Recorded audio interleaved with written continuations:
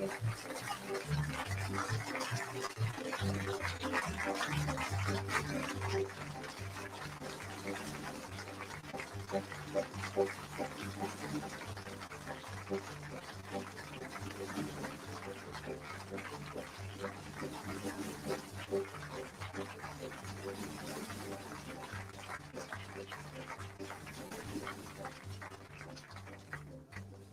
home now. Going home now. Going home now. Alabama's got me so upset. Tennessee made me lose my rest. Everybody knows about Mississippi. Gone down. Alabama's got me so upset. California's made me lose my rest. Everybody knows about Mississippi. Gone down. Can't you see it? I know you can feel it. It's all in the air. I can't stand this pressure much longer. Somebody say a prayer. Alabama's got me so upset, and Tennessee's made me lose my rest. Everybody knows about Mississippi. Gone there. You bottom beat him up, beat him up.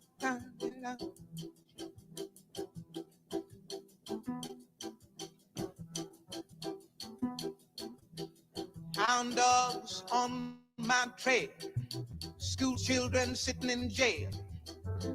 Black cat crossed my path. I think every day's gonna be my last. Lord, have mercy on this land of mine. We all gonna get it in due time. I don't belong here, I don't belong there. I've even stopped believing in prayer. Don't tell me, I'll tell you. Me and my people just about do. I've been there, so I know.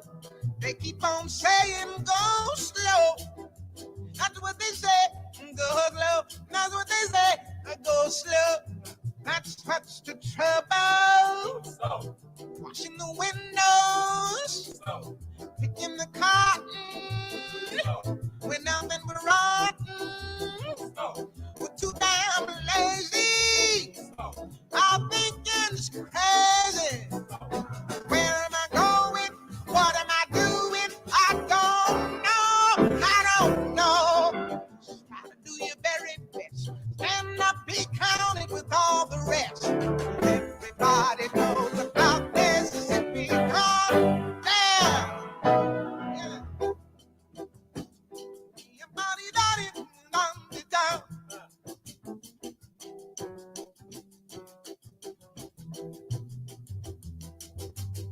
Picket line, school boycotts.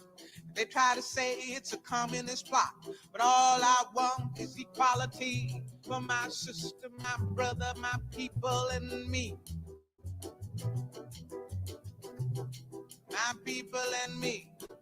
You lied to me all these years. You told me to wash and clean my ears and talk real fine, just like a lady. If you'd stop calling me Sister Sadie.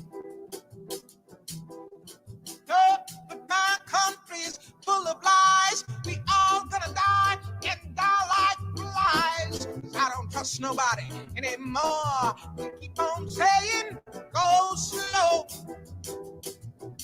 Yeah, that's what they say. Go slow. Well, that's just the trouble. Desegregation, mass participation, unification. Do things gradually will bring more tragedy. Why don't you see it? Why don't you feel it? I don't know. I don't know. You don't have to live next to me. Just give me my equality. Everybody knows about Mississippi. Everybody knows about Alabama. Everybody knows about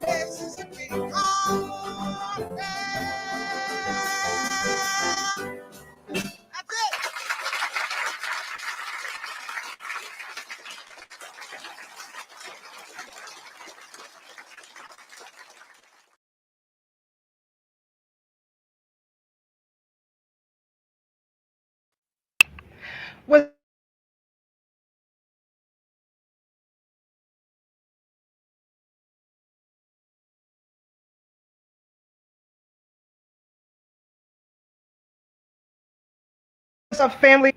To another edition of Taram. Our guest tonight will be no other than our brother Knowledge Born Allah. Um, he is former military. He is media personality who has his own platform, just as we do, and he's going to discuss with us the psychology of warfare. It is very important that we understand that as we engage in battle, because it seems to me that in 2020, June that is, we are getting slaughtered out here without a mechanism or a plan or a blueprint to follow.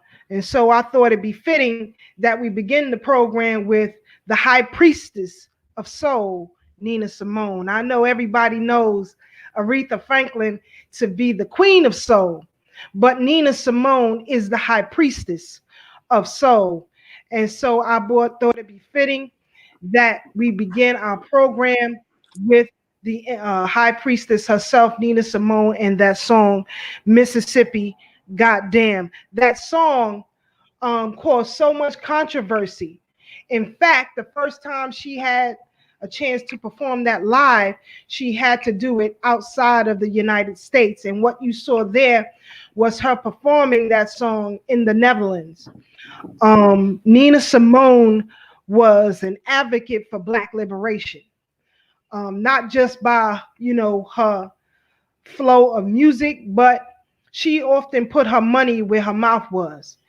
And oftentimes we don't understand, when we look at entertainers today, they bear no comparison to those of yesteryear. And I have to also give kudos to the great gospel empress of music, gospel music, that is Mahalia Jackson, who was also very prominent in donating funds to Black liberation.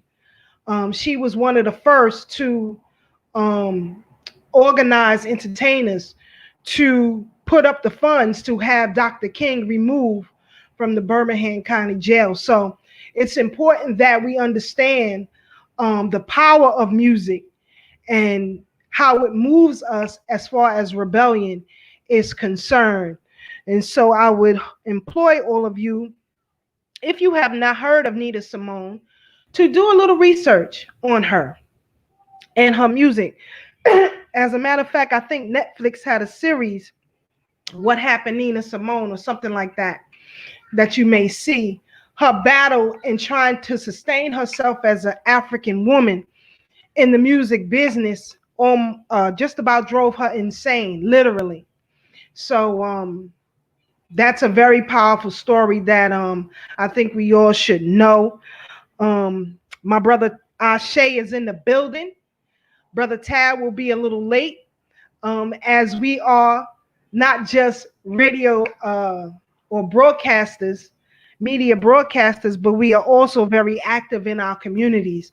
And so right now, Brother Tad is in a interview session with some of the young Democrats right now. So he will be joining us a little bit later, and maybe he'll give us a little insight on that conversation. But we got a lot to discuss tonight, family. I want you all to buckle up. We have a lot to discuss.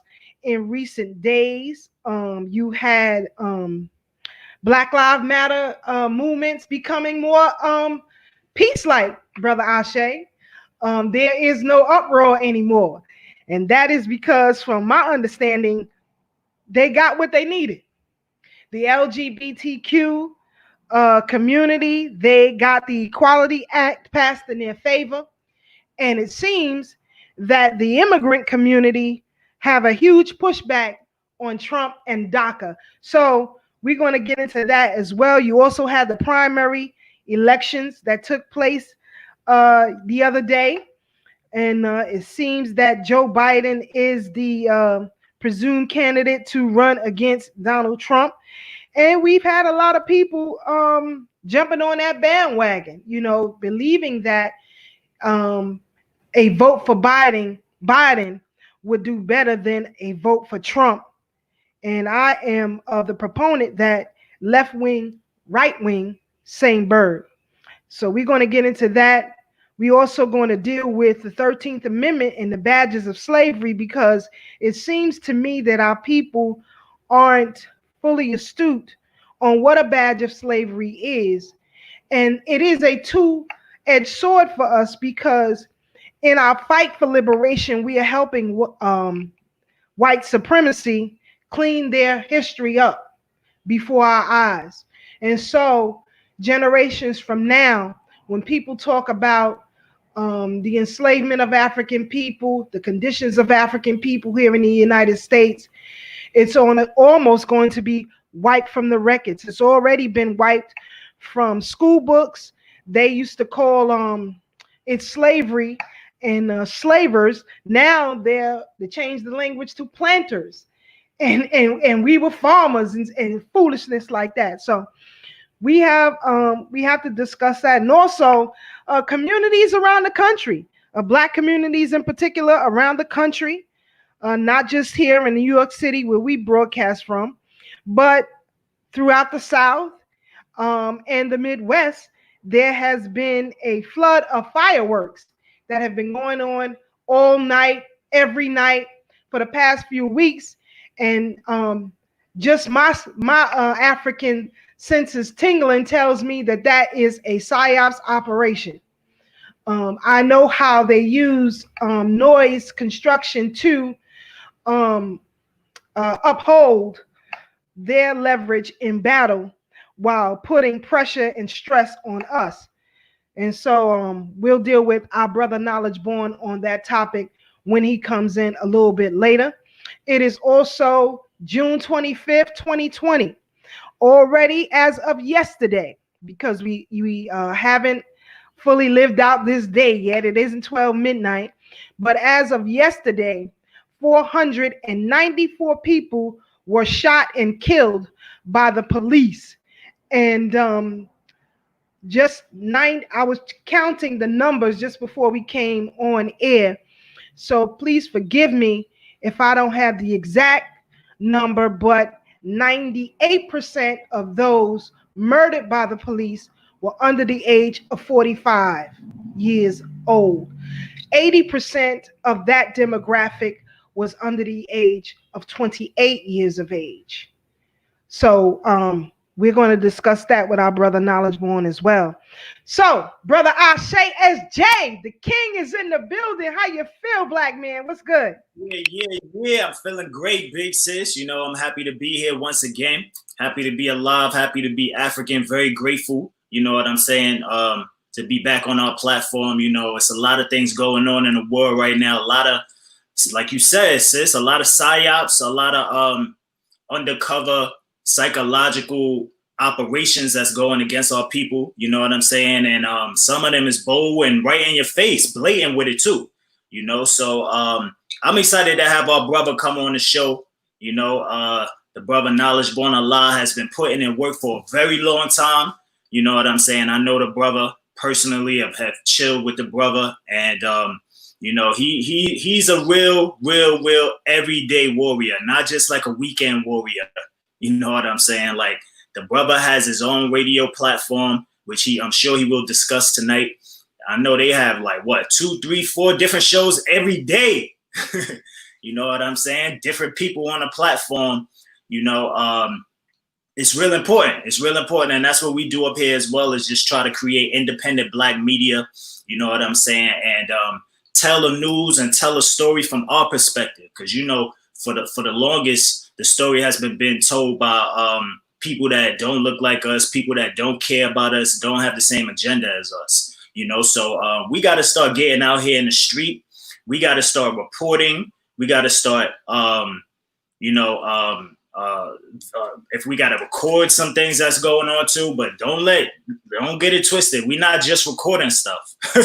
We're not just being idle and recording stuff. We're going to have to get active as well. We're going to have to make sure we put our boots on the ground and do some real work. You know what I'm saying? So I definitely appreciate the brother that's going to be on tonight.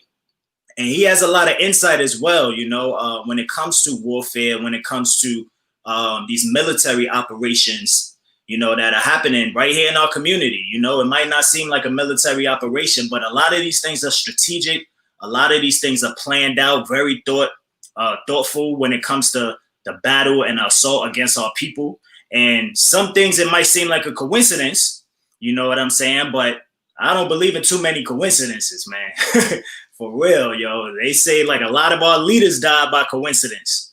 You know what I'm saying? A lot of the real revolutionaries, real Black power kings and queens that fought for our people died by coincidence or happenstance or, you know, certain things like that. And we know that Big Brother is always watching, and we ain't afraid of that. But we are aware, and we couldn't be African and call ourselves African warriors if we didn't have that consciousness. You know what I'm saying? So I'm excited to have a brother come on. Me, myself, I'm doing great, sis. You know, I'm just keeping the spirits up. Shout out to everybody that's supporting everything that I do, man. I'm building up my platform, Solid African. I'm planning a lot of things right now. New York City, we are at phase 2 when it comes to this coronavirus. It just started on Monday, you know. So we finally trying to get back into the swing of things, but a lot of things are still shut down. Shout out to everybody that was out. I know some people was out in Prospect Park celebrating Juneteenth. You know, shout out to everybody that's in my conscious susu. You know what I'm saying? We definitely gotta pull together, man, and bring this collective work and responsibility, and you know, all of these things that we got to do as African people, we got to pull together, man. So Ashe is definitely building, planning. As soon as we open back up, you're going to see a lot of active things, you know, a lot of free classes and, you know, things of that nature that we are doing. My sister Keisha is organizing, you know. Shout out to everybody that was at the study group. You know, that's another thing that we got to keep doing. We got to make sure we are doing that. And because of this virus, a lot of us have not been able to come together in groups. You know, a lot of us are literally detached. You know what I'm saying? When it comes to our African people and our spirit and that communal energy, you know what I'm saying? Because of this, because of what's going on. So I understand why a lot of people are coming together and still, you know, despite of the quarantine, despite of the 6 feet and everything, people coming together and trying to, you know, show that African love. I mean, this is our people, you know, just keep your head on a swivel and be safe at the same time, man. You know what I'm saying? But it's a lot of things we're going to talk about tonight, but I'm feeling great, sis. My brother Tad is doing some big things. The brother will be in shortly, family. And we also going to highlight a great Black business. Oh, I had to come fresh on them tonight. I had to come fresh on them. Let him see. That we're about to highlight tonight. I'm telling you, Ashe is a customer. I'm a loyal customer. The brother hooked me. Oh man, I ain't even going to spin too. I ain't even going to give you too much because I don't want you stealing my swag. You know what I'm saying? But a new rock metal will definitely be on later, and that's what we do up here, family. We all about Black power, and we can't talk about Black power without economics. So every Thursday we will be highlighting Black-owned businesses. If you are a Black-owned business, do not put yourself in a box, no matter how small you are, no matter how big you are.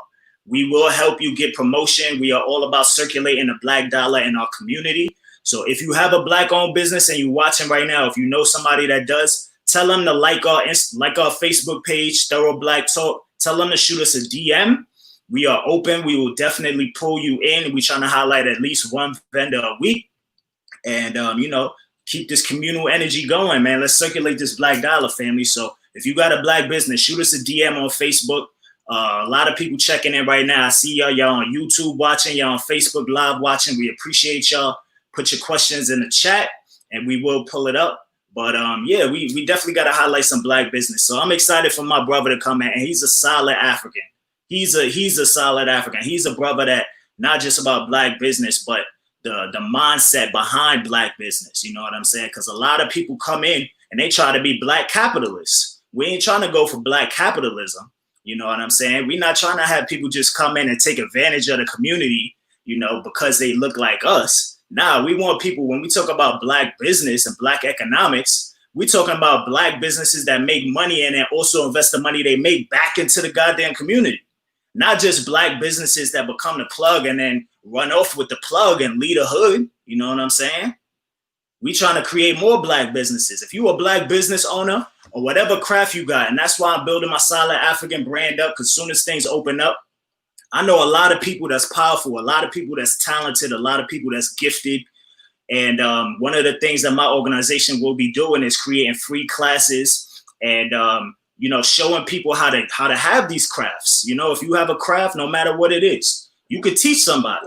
You know what I'm saying? And that's one thing that a lot of us are people, we don't utilize enough. We are skilled and we keep it to ourselves, but we forget that sometimes teaching people is the best way to learn.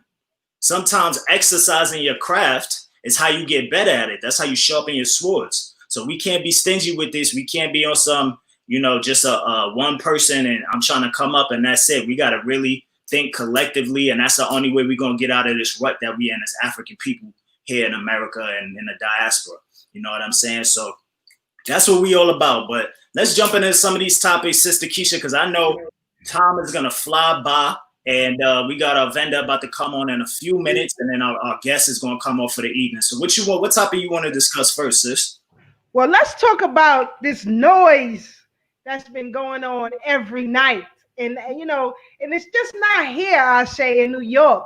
I had people from North Carolina tell me it's popping off down there.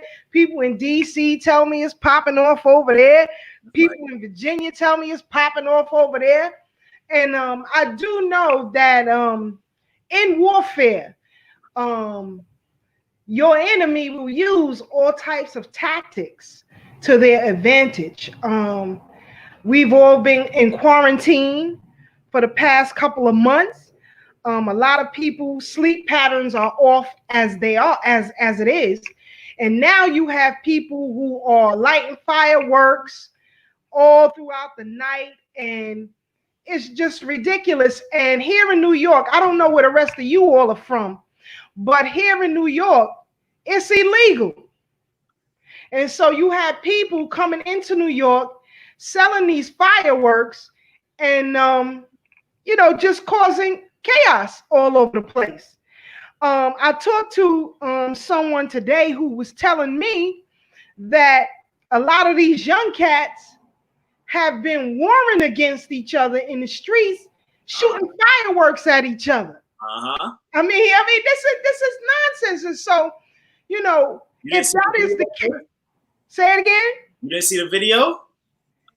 No, I didn't see the video. Somebody told me that. Some young person told me that yesterday. Nah, Brownsville is lit. Brownsville, Brooklyn is crazy right now. They was I don't know what projects it was, but they were in the projects.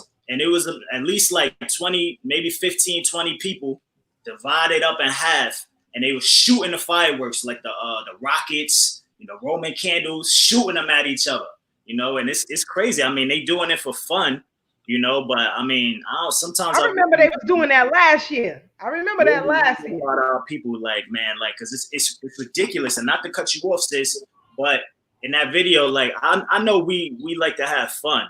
And I know Black people innovative, but goddamn, I mean, you having firework wars with each other. I mean, for one, somebody could get hurt. You know what I'm saying? But for two, somebody did. But for two, think about y'all doing it in the projects. You know what I'm saying? That's really inconsiderate because the project buildings, you think about it, how many people, how many different apartments, how many different families live in one building? You know what I'm saying? So you shooting the skyrocket and the Roman candle at somebody, and they got their windows open. You know what I'm saying? Somebody's house could catch on fire. We got little kids think about how many police shot little girls and little boys in their bedroom through the walls or in a window, you know what I'm saying, by accident, just from being outside. But y'all out here having wars with all of the fireworks and all of that. People windows is there. It's inconsiderate. What about if people want to go outside? They got to go to the store. You know what I'm saying? They got to stick and move, it's children, it's elderly people. If y'all gonna do that, I would have understand if y'all went to the park or went to some open space or something like that, but y'all doing it in the projects. And then in the video, Sister Keisha, the NYPD, the Jeep is in the projects and it's driving right past and left them. It didn't even stop, it didn't slow down or nothing, because it was so many. It was 20 of them out there shooting fireworks. It's what two police gonna do? What they gonna do? They don't care. But that's another thing that made me think I'm sure the police is excited and hyped to get their quota up to arrest Black people for any little thing. You know what I'm saying? So why is it that they just acting like it don't happen, and they just acting like they don't see it. They not arresting or stopping people or nothing like that, So that's the element that make me think were these fireworks planted here? You know what I'm saying? Or did a truck fall over or something like that? You know, the rate of the fireworks, like I'm talking about 3:30 a.m. They shooting fireworks, and not no small. I'm talking about M80s, like big, sound like we in Baghdad or Afghanistan or something. You know what I'm saying? So, and I ain't no grandpa. I ain't complaining. Like I'll enjoy. Y'all enjoy yourself, have fun. You know what I'm saying? But at the same time, we can't be inconsiderate about it. You know, we got to be safe. And plus, the way they letting the fireworks off, Sister Keisha, I'm talking about, first of all, in my neighborhood, I live in Bed-Stuy. Yo, they've been shooting fireworks off since April, sis. Since April. You know what I'm saying? So this ain't new. They've been months ago they was shooting these fireworks. Since these protests started popping off. Uh-huh. That's right. Since all of this kicked off. So I don't know what it's about. I don't know where they got it, but all I know is whoever's selling these fireworks is getting paid right now. You know what I'm saying? And whoever's buying these fireworks in the hood is rich, because the way they giving the money out, all these fireworks that's on steady consistently, like 3:30 in the morning, 3:30 a.m. They still shooting fireworks. So you gotta have a lot of money, like between that and Jordans. You know what I'm saying? If our people could just fall back on that and Jordans, then Black economics will be in a way better state than it is now. But you know, it's priorities, man. Like if you're gonna have some fun, like I said, I ain't no grandpa. I ain't gonna sit here and complain. Like I want y'all to enjoy yourselves, have a good time. You know what I'm saying? But at the same time, we gotta be strategic about what we doing, fam. We can't be spending our whole paycheck on fireworks and Jordans. You know what I'm saying? Like, how many of these people shooting fireworks got money saved in their bank account? How many of these people got investments? How many of these people that shooting all these fireworks off is trying to buy property? You know, and I'm not trying to like sit like myself higher above people, because this is our people, but at the same time, they don't know no better. But it's to a point where you got to be an adult at some time. You know what I'm saying? You can't use ignorance as your excuse for your whole goddamn life. I'm sorry. Especially if you are African, because you already got something encoded in your DNA and your spirit that tell you that certain things is wrong and certain things is right. You know what I'm saying? It's just that a lot of us ignore those feelings. We ignore those spiritual voices that we hear, you know, from our ancestors. We got to start paying more attention to that. But if we were saving that money up, we would be in a way better position, Sister Keisha. You know what I'm saying? So it's crazy. I don't know how it sounds on your side, I think in East New York, but over here, it's crazy over here. It's been crazy over here. And in fact, a young child was hurt. Fireworks had went through the window and burned up the little girl's arm. Damn. So, you know, this is reckless behavior. When you have people who have been locked in for so long and they're coming out with no direction, you know, just running reckless, and I have to be truthful and I have to tell it how I tell it. These are degenerates, period, because there is no code anymore. People are out here just doing whatever they want, and that's why I put out a call to the OGs. It's time for y'all to get back in these streets, because there is no goddamn code anymore. You know, that's how you pay back for all the havoc that you caused. Get your behinds back in these streets and deal with these young brothers and sisters out here who are living reckless, because as you said, and as I speak, sirens are going past the window right now, but this is the city, family. This is Brooklyn, so it's always that way. But as my brother Ashe said, you know, police officers in their Jeeps, you know, just sitting there chilling. You know, so you can't tell me this is not payback for the people's protest against the murder of Black people in police custody. That's just my take on it. I have no solid information as such, but I'm no fool. You know, I got a little bit of sense. And so, and before I move on, I want to give a shout out to Brother Ray, and hopefully the Professor William Mackey study group will be on and popping again. Yeah. And once it does, we here at Thorough Black Talk Radio will definitely give you that information, because you cannot proceed, as my brother Ashe always say, with your left foot forward if you don't know what the hell the history is. That's right. And unfortunately, a lot of us are in denial. And I say that because a lot of you were out there with the protests. I saw you. I saw you out there. I saw you posting your videos. I saw you. Y'all was out there with your red, black, and green flags. Y'all was out there and everybody all mixy together. And you know, that always leads to nowhere for us. Nowhere for us. And in fact, everybody else got what they wanted out of those 2 months of chaos in these cities. In fact, I believe that town in Seattle is still under siege.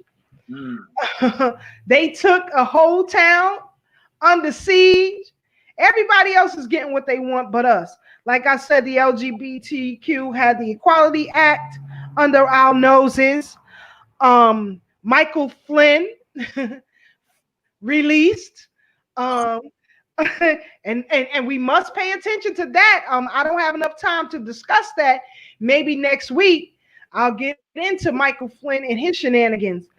You had this primary election, and I saw a lot of you on social media talking about that a vote for not voting at all is a vote for Trump.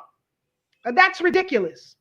And in fact, that tells me you know nothing, absolutely nothing about the history of Black people who fought for the right to vote. They didn't just fight to go into a booth and take part in a lever pulling process. They fought for your right to vote, to find, to seek, to hold, and sustain Black liberation. Now, you don't have to believe me. Go your behind to the National Archives and read for yourselves. So don't tell me that because I don't vote for creepy Joe Biden that I'm voting for Trump. Are you crazy? That's right. I just know you either take someone who's going to rape you in the raw or rape you with some Vaseline. Either way, you're getting raped. And the Black community has been raped for centuries. When are you going to stand by and say, let the republic fall? Why must we as African Americans continue to hold the Democratic Party on our backs and we get nothing? Nothing. We don't even get crumbs these days. All we get is rhetoric and trickle down effect of what someone else gets. Don't call me a minority because I ain't that. I'm not a person of color. I'm not that. That's right. So who the hell is Joe Biden and his team voting for? And I personally asked them. My brother Ashe can attest to that. Yep. You're not going to pull the wool over my eyes. And I put the foot up there behind so bad, they kept trying to ask me if I wanted to be a part of it. They was willing to concede. Because when you go into battle with these people with history on your side, all they can do is shut the hell up or concede. And they did both. Not just Joe Biden, but other Democrats who are running against for offices in this country. Right here, you had Richie Torres winning the Bronx. You know, I can't with this cat. And you got AOC running her mouth. Now all of a sudden Latinos is Black. Why? Because she want to grandfather clause illegal immigrants into our suffering so that they get the top of the dollar and we get nothing. Don't be fooled by these people. That heifer ain't do nothing for Black people. Ain't even come to campaign to Black people out there, which her district is. Go and knock on the doors of those Black people who live there.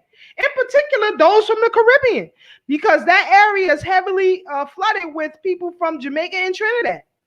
So go knock on their doors and ask them if I'm lying. Go ahead, brother Ashe. You know what's crazy too now, since we talking about politics, You know, something in current events I saw in the news recently is that Bob Johnson, for those of you who don't know who Bob Johnson is the he's the owner. Matter of fact, he's not the owner no more, because I heard Viacom purchased it and it's white on now. But Bob Johnson is the founder of BET, Black Entertainment Television. So Bob Johnson is in the news recently that he called on Black Lives Matter. Bob Johnson calls on Black Lives Matter to establish an independent political party to help advance Black people. Now that tells you how disconnected this guy is from Black people. But a lot of people come in strategically with this kind of nonsense because they have their own agenda as well. But Bob Johnson calls on Black Lives Matter to create an independent party. The crazier part about this story is he gonna go and say that the party that Black Lives Matter, he wants them to start, right? And mind you, Black Lives Matter ain't respond to it yet, but he wrote a letter. He said the party could be founded on a principle articulated by the founding members of the Congressional Black Caucus. So it's really ridiculous to me that we are trying to repeat the same exact things that we have done before. Basically, Bob Johnson, you're trying to put a new name on the Congressional Black Caucus. And the Congressional Black Caucus ain't did a goddamn thing for us. But you want to have a Black Lives Matter caucus. That's what Bob Johnson wants. And just for y'all that don't know, the founding statement that he's talking about could be the statement, like the mission statement for this new Black Lives Matter party, that he's saying all Black people should run under, like independent, right? That statement is, I got it written down, is no permanent friends, no permanent enemies, just permanent interests. I'm gonna repeat it again. No permanent friends, no permanent enemies, just permanent interests. That's what the Congressional Black Caucus, their mission statement is. It was said in a speech and they kept kind of grasped onto it and kept it going and all of that. You know what I'm saying? But it's really ridiculous that we're trying to repeat history and we don't even study history to know that certain things don't work for us. You know what I'm saying? Not to mention, Black Lives Matter got their own goddamn agenda. So he want all Black people to run, not Democrats, not Republicans, but Black Lives Matter. And we already know what their agenda is. You know what I'm saying? So why would I want to sit with some organization to control every single thing when we already see that they can't even control the little thing that they're doing now? You know what I'm saying? And I'm talking about the organization. I'm not talking about the mission, not the mission statement, but the quote, Black Lives Matter. Because we know a lot of people get emotional when we talk about this. You know what I'm saying? And we already know Black Lives Matter. Like I said, I'm Black. If my life don't matter to you, then you automatically my enemy. So I ain't gotta explain that Black Lives Matter to you or anybody. You know what I'm saying? But the thing that's crazy about it too is Bob Johnson, I think it was like a week ago, Sister Keisha, he was just in the news also saying that Black people should have, what he said, $14 trillion for reparations. That's what he said. But Sister Keisha, this is the stupid thing about it, family. And to some people, the untrained eye, it might sound decent, right? $14 trillion in reparations, right? But that don't make no goddamn sense. $14 trillion is nowhere near enough for Black people reparations. It's not logical. It don't make no sense. Even in his own thing, right? He said $14 trillion for Black people for reparations is what the government should pay us. He calls it a wealth transfer, and that's exactly what we need. But when you break that down, the science behind him saying that figure, $14 trillion, he's breaking that down to 40 million African Americans, right? 40 million, 14 trillion divided by 40 million. That means each African American, each descendant of slaves is only receiving $350,000. Does that sound like enough for your family to go through 400 years of slavery, for not only that, but the whole goddamn country to be built, and each Black person that went through that hell is only getting $350,000?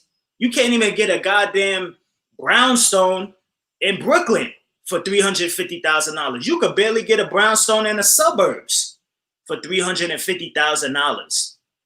So Bob Johnson is an idiot. You know what I'm saying? Like, and he's this big. They say he's the first black billionaire in America. That's what they kind of dubbed him as, the first black millionaire in America. I mean, not millionaire, billionaire. The first black billionaire in America. But I don't know how, because he need to do his math. He need to go back to the calculator, Sister Keisha. He need to go to the drawing board and rethink that one, because my ancestors ain't go through no slavery just to get $350,000 and then feel like everything is okay. But this is the crazy thing, and I'm glad our guest tonight will be coming on, because this also goes into warfare and psychological warfare. Because then you got a lot of white people that'll go right on this and say, oh yeah, I agree with Bob Johnson. I agree, $14 trillion. But then the white people get on this and try to act like they supporting black methods and black people, Black Lives Matter, protests. They start attaching themselves to it to make it seem like they down, and then black people can't really fight. And well, my crew's fighting, but some black people can't fight because they fall victim to their own sense of humanity, of African humanity, of wanting to love each other. And then seeing these white devils come on here and say like, oh, they want to join and protest and march and be about your thing. But then when they do something and they create something that's not enough for you, you know what I'm saying? You're going to have to fight. But a lot of people falling victim to that humanity, and they don't want to do that. They fall in, they starting to see to get comfortable, and they saying, oh, they marching, they protesting, they down with us. Yeah, right. These devils don't really want to pay us back. These devils don't want to give us what we deserve. First of all, it's not even just money. Blood debts got to be paid, but we ain't even going to get into that. But even just on a economic level, $350,000 is a goddamn insult, family. You know what I'm saying? So it's ridiculous, Sister Keisha. But I know we only got a couple minutes, and we're gonna bring our guests, our guests in, and our vendor should be coming in soon. You want to make another commentary, or what you want to do, sis?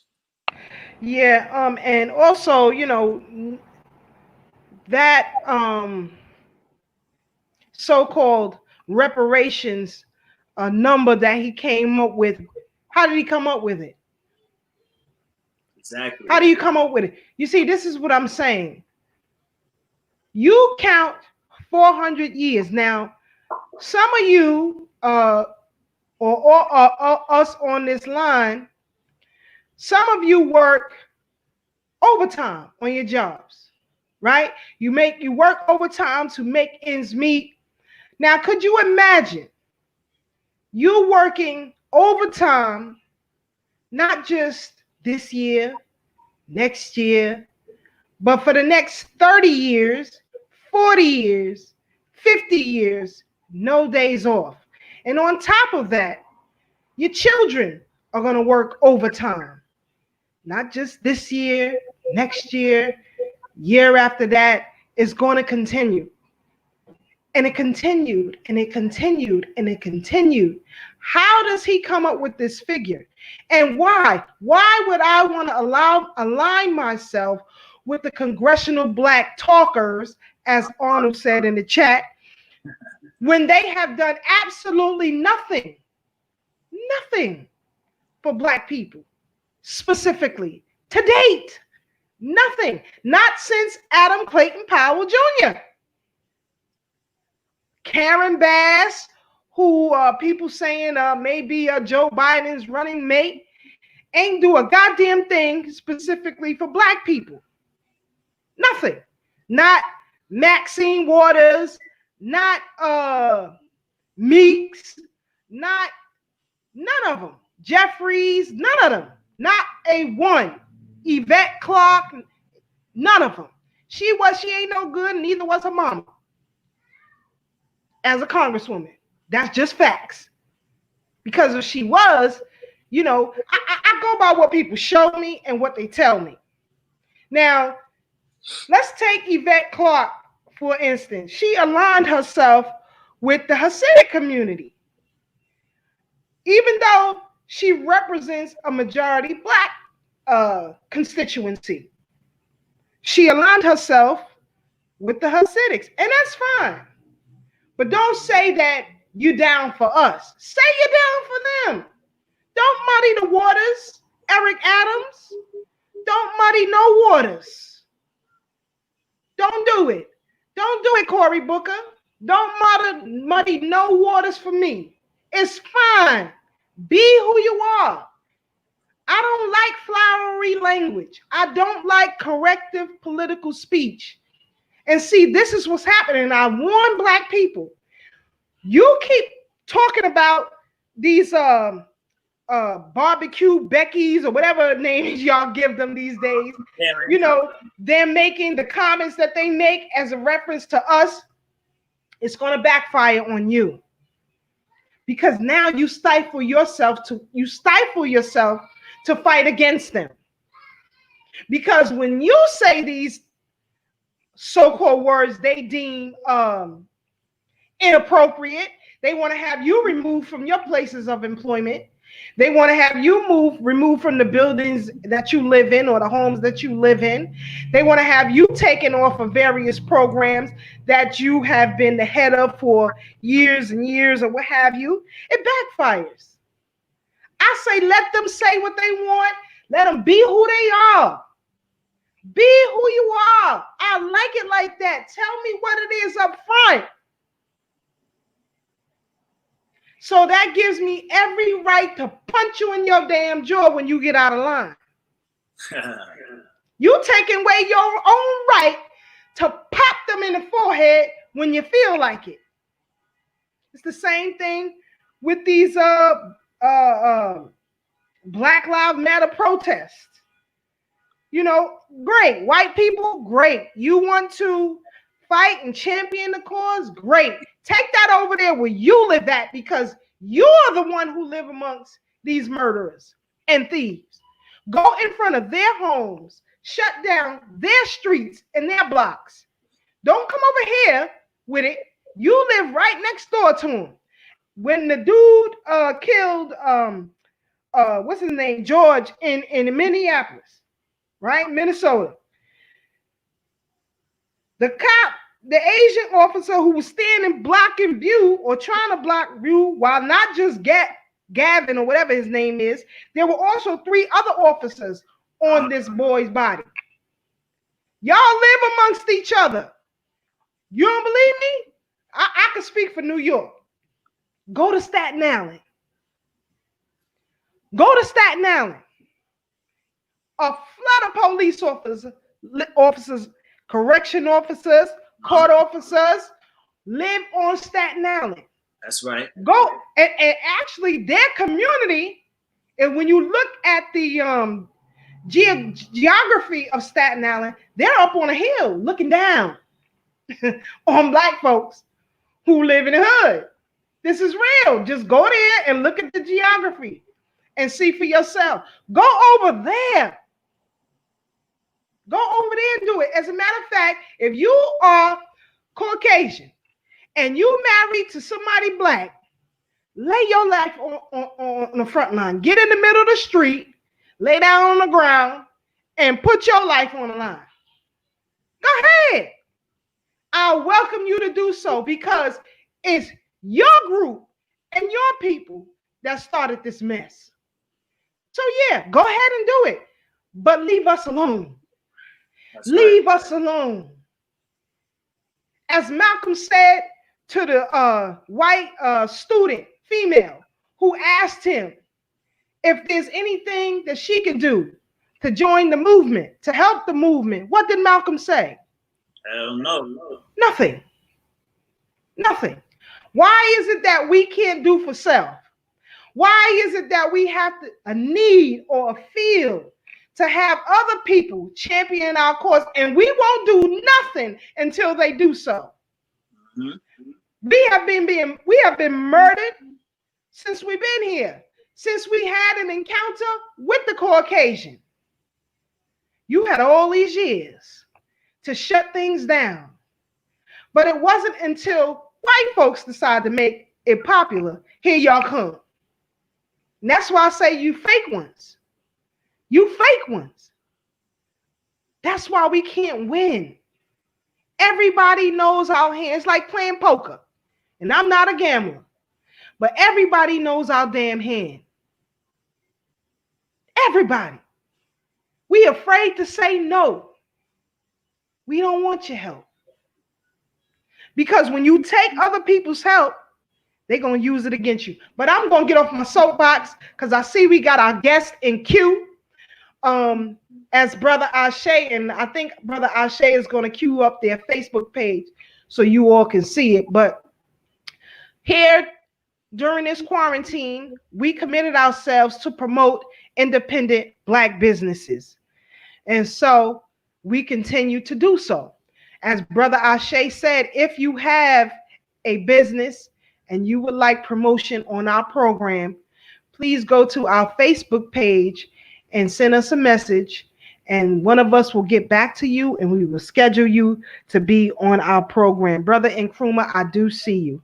So, Brother Ashe, where's the jewelry? He's a loyal customer, he said. He's wearing a piece right now.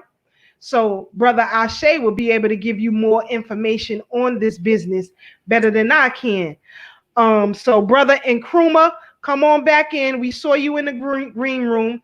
Just come back in and we will bring you in. But Brother Ashe, give us a bit of information on this business and how long you've been operating with them.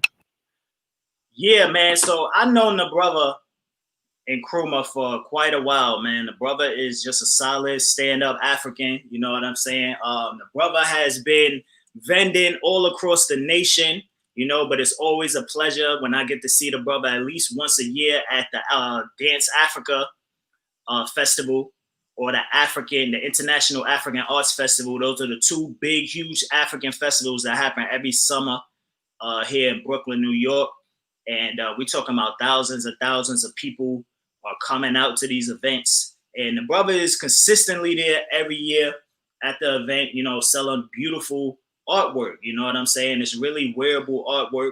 And when the brother comes back in, I think he might have lost his connection, but we'll pull him in and let him discuss it. But yeah, this piece I'm wearing right here is from Anu Rock and Metal Jewelry. So the brother is just really talented. I'm gonna pull his website up. We just wait for him to come back into the queue. But this piece right here is actually solid brass. And as you can see, it has a crystal on the inside of it. The cool thing about this is the brother does custom pieces as well. So I actually sourced this stone. I went out and found this stone myself. This is a smoky quartz crystal, very powerful healing stone. And I told the brother, look, I love your work. I definitely love this piece that I have. I mailed the piece to the brother to do a custom ring. Mailed it to the brother. He had the brass. He hooked it up with his personal flair, his personal style, and sent it back to me off the chain. You know what I'm saying? And this has become one of my favorite rings. Everywhere I go, people always ask me where did I get it made. I had to actually get the brother's business card and carry the business card on me and give the business card out to people because they used to ask me so much about this ring. And it spins, it does all of this crazy healing, powerful things. You know what I'm saying? So I'm excited. We have our brother in the queue, and we will be showing his website. I will pull that up. But Brother Nkrumah, are you here, brother? Can you hear us loud and clear? I need you, Nkrumah, to unmute your mic on your end. There he is. Okay, here we go. We got him. Can you hear us loud and clear, brother? I see him. We see him, but I see him. I think it might be a little slow. Brother Nkrumah, you hear us? You with us? You sound real low, brother, but we can hear you, but you sound real low. You sound real low, brother. Okay. Try to move closer to your computer. Yeah, or headphones in, brother. If you got some headphones, put your headphones in. Yes, if you have headphones with a mic, that'll work. Yeah, but as the brother gets situated, man, this is, like I said, this is one of my favorite pieces, and the brother does so much incredible work. I'll also introduce some friends, brought them to check him out at the Arts Festival here in Brooklyn whenever he's out here. And, you know, a homegirl of mine got some earrings. I got some for my mom's. Like, the brother is amazing, man. So let me go ahead and show this website. Brother, is your mic situated now? Can you hear us good?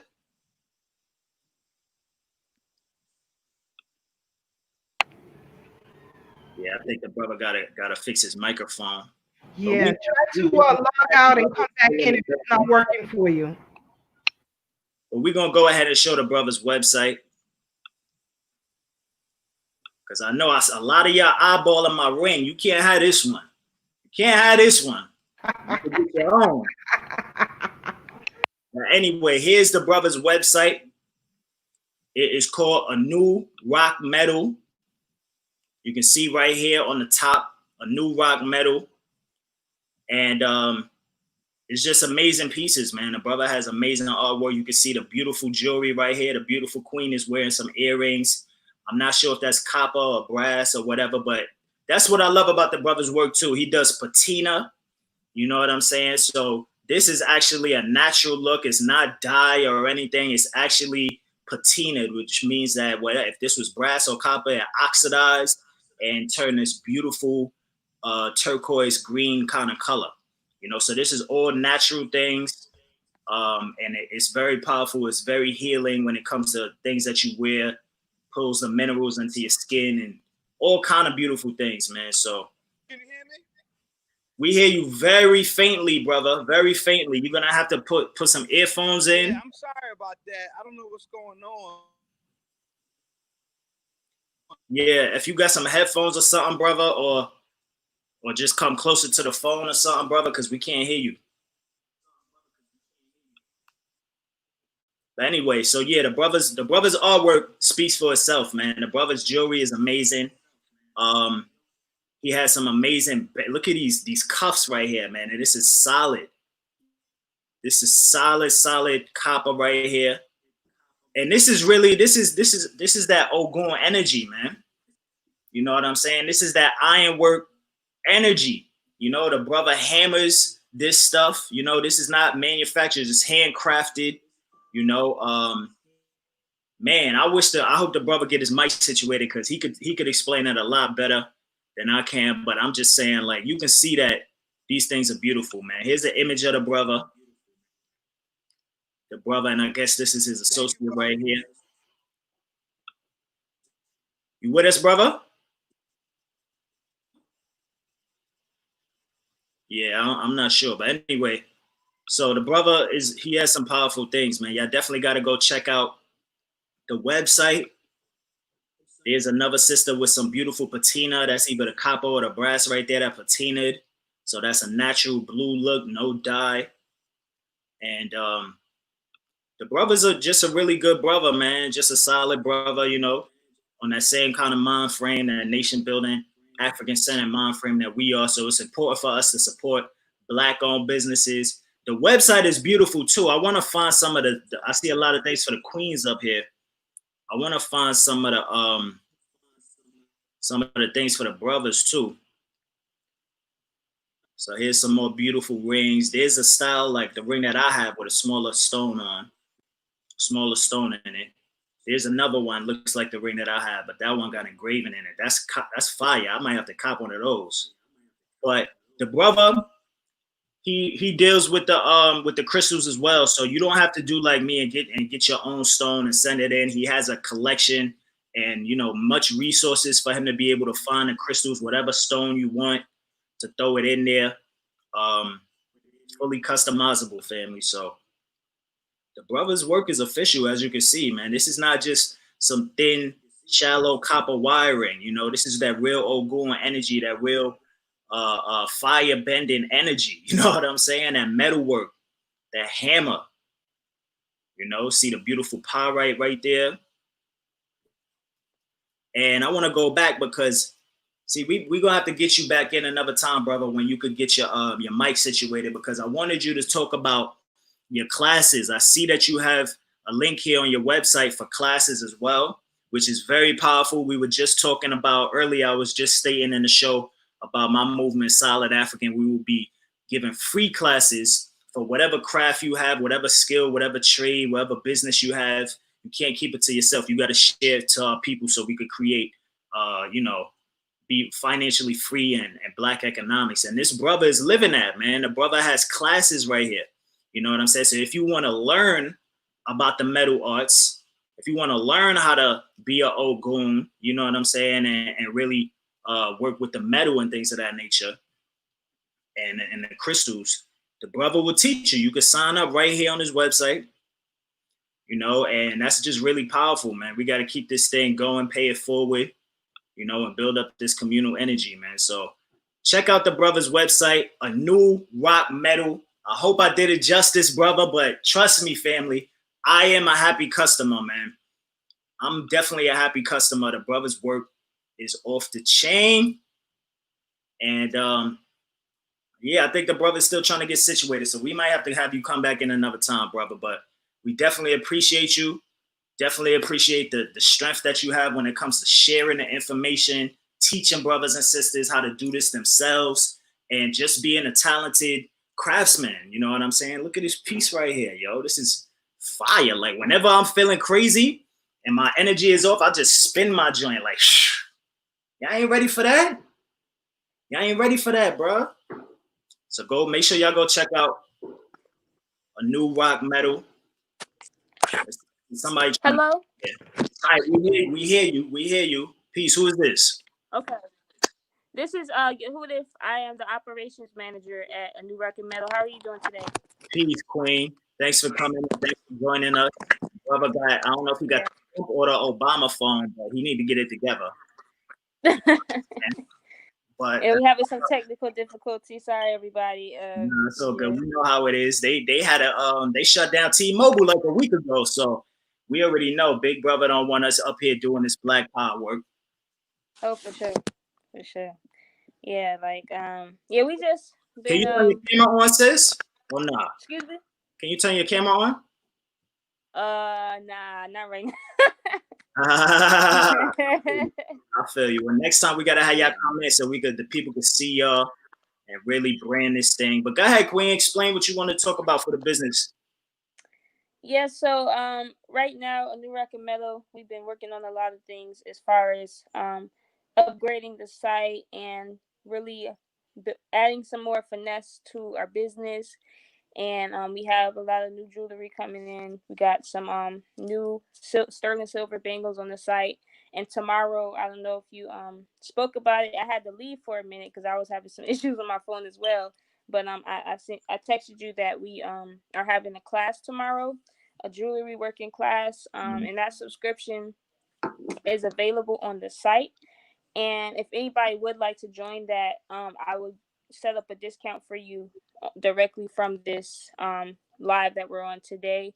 And just let me know that you are on this live and you can get a discount off of those classes. We have individual classes open where it's only one class because the series is called Journey in Metal Arts and it's 6 weeks. But you can take just one class. You have the option to take half of the 6 weeks, which would be 3 classes. And you can do the full course, which is 6 altogether. And they're 2-hour sessions where you're going to be learning about metalworking. You're going to be learning about how to make jewelry and how to set up your own business yourself and get into the industry. And it's going to be about more than just jewelry, also, metal arts and things like that, using tools. And yeah, we just been working a lot, complying with this quarantine.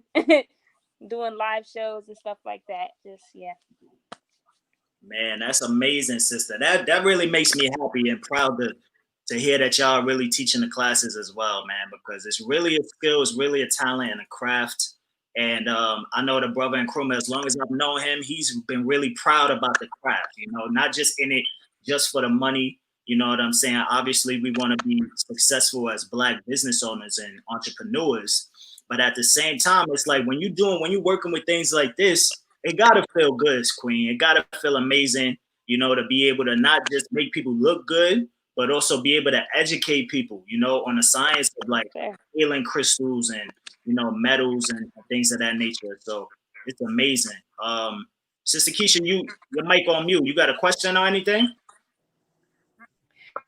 Yeah, we got questions in the queue. First of all, I'd like to know, sis, where are these classes going to be held? So we're doing everything as you may realize, everybody's going to the internet right now. So we decided that it would be best to do ours on Zoom as well. We're doing a Zoom call, and I'm Perfect. for everybody that subscribes, I'm sending out that Zoom link invitation. And all the other information, including the schedule for the next couple of weeks, depending on what their subscription is, and we're going to take it from there. Yeah, so it'll be like a setting just like this, and you can ask questions and do just like a classroom, but obviously online. So Perfect. And they can get that link and information right from the Facebook page? they would first purchase a subscription to the class online, and then we Okay. would send out that Zoom through their email once they because it's on our actual website, www.anurockmet as in Tom al.net. Yeah. All those things are up there in our class section. I have a question from one of the viewers. They're asking, they said, would you ask her if they will be making toe rings? She said she's looking at the site right now and she does not see that, but she wants to know, is that something in the works? The owner is, I think he's here. Well, we do custom orders, so we actually just made something kind of similar. We made some lock jewelry, some hair accessories, and so it's I'm pretty sure that we have made them in the past, but those would be more of like a custom order. And we have that section on the website as well, or you can DM us on our Facebook page or our Instagram if you want like a toe ring. I'm pretty sure that he would comply with that. Yeah, you know what? Please do that, family. Follow their Instagram because the Facebook is beautiful. I mean, the website is beautiful, but the brother has so many images up here on the Instagram that are not on the website, and it's a lot of things that are that he's able to make that are also on the Instagram that are not on the website. So the Instagram is the same as the website. I believe it's just Anu Rock Metal. I love that name, Anu. ANU, because I know that's an African name as well, and it's a lot of history behind that. So, you know, I appreciate my brother for more aspect on that. But yeah, he has some powerful things, and the brother has made some jewelry for a lot of famous people. You know what I'm saying? I see if you go on his Instagram here, you'll see some of the celebrities. He got Tia Mowry up here. You know what I'm saying? Tia and Tamara. You know, he got a whole bunch of other people up here. The brother has been around, man. This is a veteran. You know, this is not just like some rinky dink, like I said, wire rapper. You know, this brother is a metal worker, a bender, Ogun. You know what I'm saying? And he's been in a position to teach and bring a lot of other people on. So I love the element of the classes. But make sure y'all go on their Instagram. If you're on Instagram, Anu Rock Metal, ANUROCKMETAL. Anu, and you can check out the website, like the sister said. Purchase the class if you're interested in learning. And yeah, man, I'm just glad we got to showcase you guys. Anything else you want to drop to people and let the people know about before we let y'all go? No. Well, I just want to let you guys know I appreciate you all for having us on the show, and I apologize. We were a little late, having some technical difficulties with our devices and things like that. But we're open to any questions. As you said, you can hit us up at Anu Rock Metal on Instagram, also on Facebook at Anu Rock and Metal Jewelry. For any custom orders, we do nose rings. We do all different types of jewelry as well. And we are currently looking for apprentices as well. So if you have a curiosity that goes further than our 6-week series and you want to learn more and also, you know, be a helpful part to our business, please let us know. And thank you so much. Ashe, we appreciate you, Queen. And tell a brother and Nkrumah we'll definitely pull him back in the future, you know, because we want to pick his brain about the all the knowledge he has and all the experience about doing his work that he does, man. He's a solid brother and I appreciate him. So give him my love. You know what I'm saying? And we appreciate you, sis. Keep it thorough black talk. Peace. Okay, I see my brother Knowledge Born is in the building. Yeah. Now, again, I just want to thank the sister and the brother for coming in. As I said, we committed ourselves during this quarantine that we would support independent Black businesses and for free, Right. as much as we possibly can, because that energy comes back to us.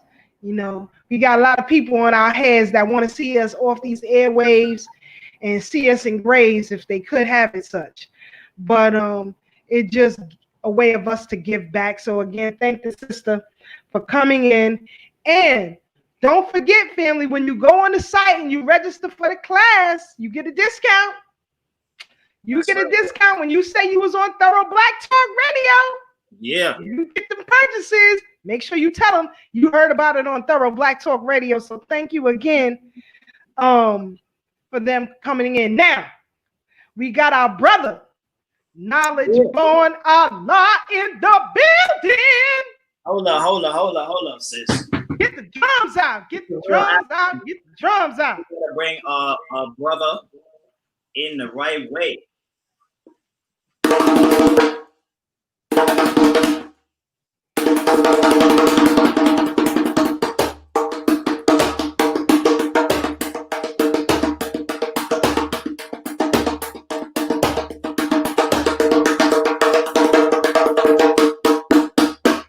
Yeah.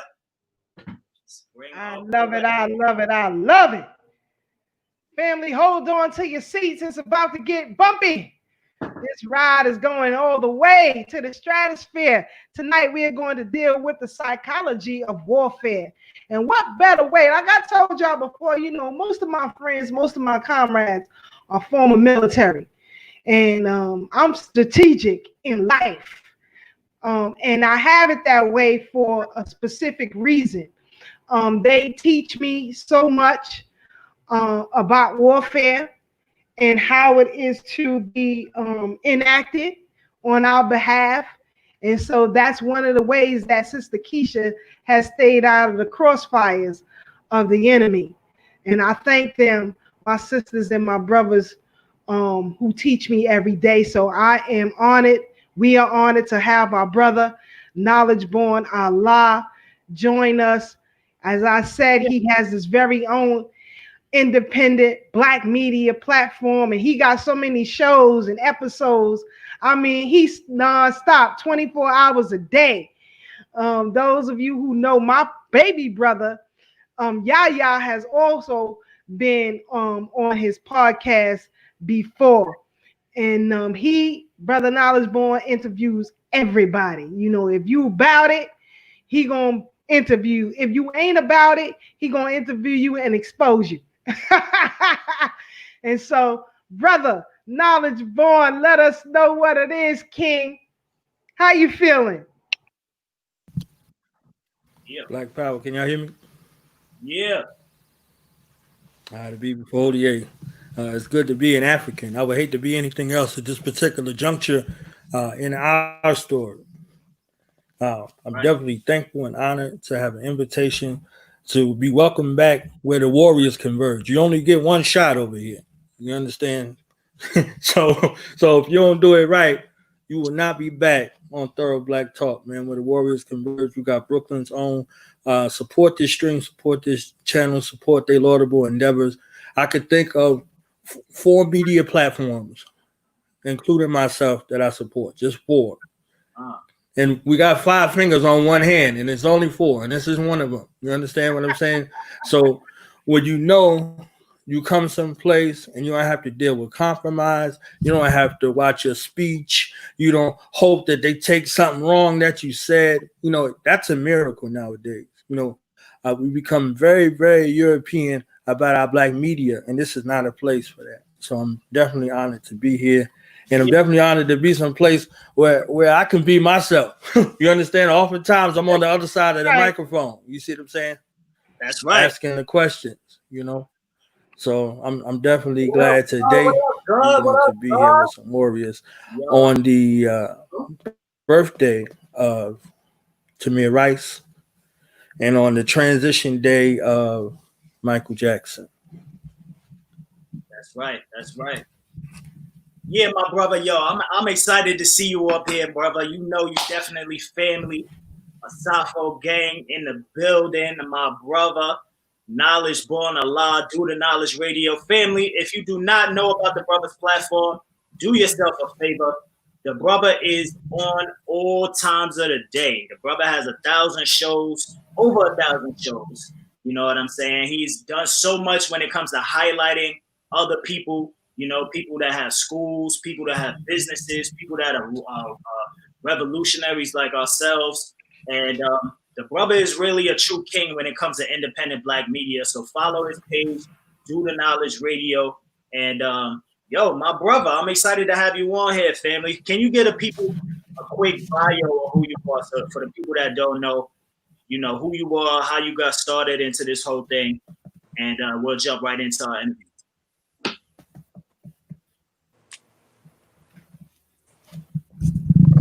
This is wonderful. As soon as I begin to speak, I see Brother Tad coming in, Uncle Tad. You understand what I'm saying? So I definitely know that the triangle offense is on right now. You understand what I'm saying? As soon as I begin to speak, the triangle offense forms. I was like, yeah, this is a beautiful thing right here. I began as an ode to my maternal and paternal lineage, my ancestors and my family, in regards to celebrating the womb from which I came, the womb of that revolutionary mother, my mother. Many of you have seen her on some film from what we did overseas 12 years ago now. Myself, Black Dot, A. Rashid, True Master, and my mother. Before I presented myself to the world, I wanted the world to see where I came from. So a lot of people, I think y'all heard me say it before. A lot of people don't have people they can go back 25 minutes to verify their identity. You know, I got people I could go back 25, 30 years to verify my identity and the path that I'm on, you know, from a child on up. And this was all given in my crib as a contract between my mother, my father, and I. So they brought me here to do this work. I agreed to come through their wombs, converge on their bloodlines, and do this particular work. You know, the other people in my family, 6 other brothers and sisters, they're called to do their particular work. And offering to my family, and as a result, the world gets to glean wherever Africans are.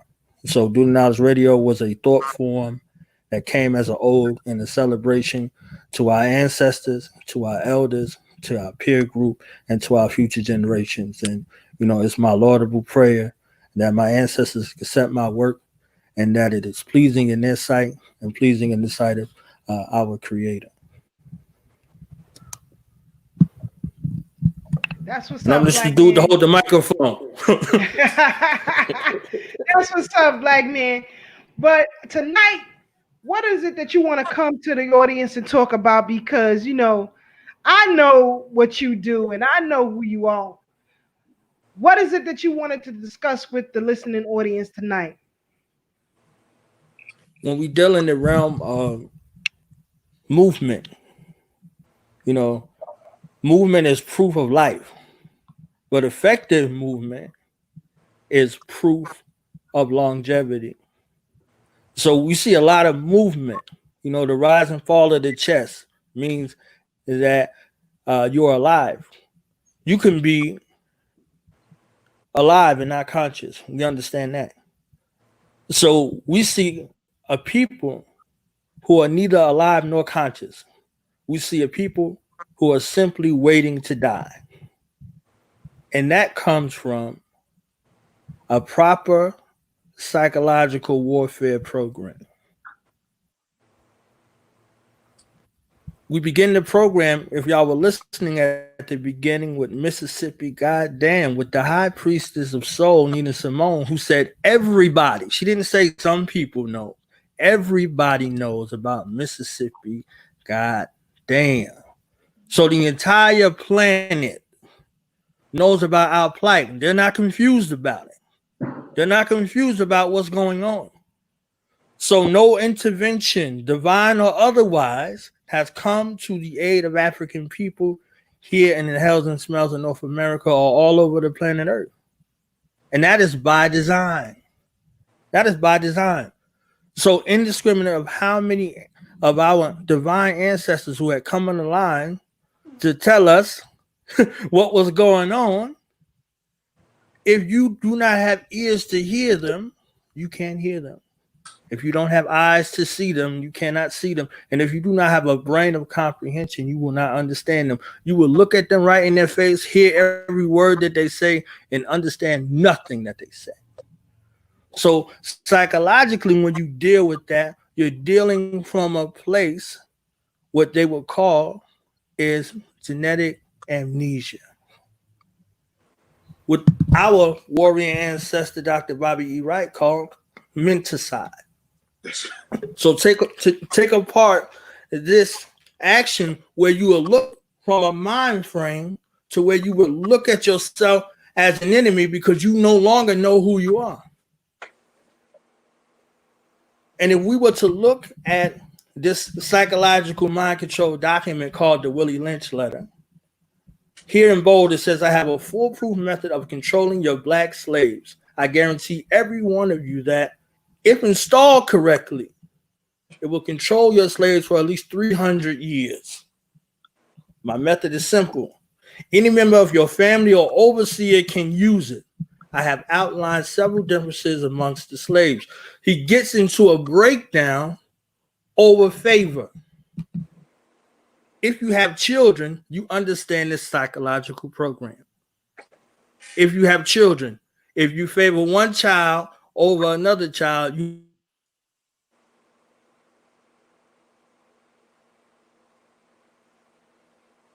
But he froze. Uh-oh. It was about to get too hot. About to say, boy, once that knowledge start dropping, boy, they learn how to plug it up. They learn how to plug up the system. It was about to get too hot. It was Hold about on. He said, Willie Lynch, shut it down. But I like where he's going, though, Brother Tad. Yeah, definitely. Yeah, our brother got to get it together. But how y'all feeling though?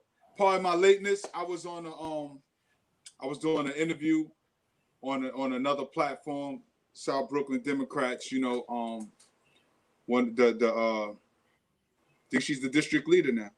You know, invited me. You know, I've known her for 15 years. Good sister. So she invited me on a platform. You know, help me promote my business, what I'm doing in the community. Oh yeah. Well, you know, we black business. We black entrepreneurs. You know. That's right. So better days ahead fitness, you know. No matter how hard things may seem, remember there's always better days ahead. Facts. You know, that's how you know we're gonna win this thing. That's okay, brother Knowledge Born. They can't stop the shining. Hey, they tried, you know. Yeah, they'll try it. You understand what I'm saying? I said if you have children and you favor one child over the other child, you have just created war in your household. You don't get a chance to see, but you hear. So now if you look at this family system where one is favored over another, all you have to do is introduce that into the thought stream and watch everything else play out. So if you have two children and you use a couple of tactics, you use favor and you use comparative language when you describe them or when you question them, because you are a figure of authority. If you say, why can't you be more like your brother or your sister? You created another war that can end in death. They showed you in the Bible between Cain and Abel that if two brothers are not on the same sheet of music, somebody's going to die. And this is what you find in the psychological program, in the thought stream of a people who are no longer looking to live, but simply waiting to die. So I've been to some places on the planet, and y'all know from y'all travels that if you have something that some of the youth want, if you throw it at them, they're going to fight for it. The same way if you went to the beach and you see a bunch of birds and you threw some bread out there, they're fighting over that bread. They're not thinking about taking everything that you have because you show that you have something. They will rather fight amongst each other for who has what you threw at them. You understand? So psychologically, we find ourselves in a position for anything that our enemy throws at us, and we fight and kill one another in the pursuit of trying to get it.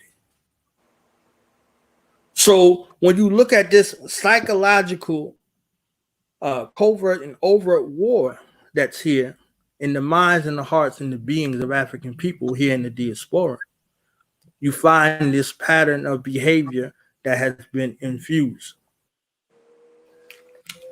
And the insurrection spirit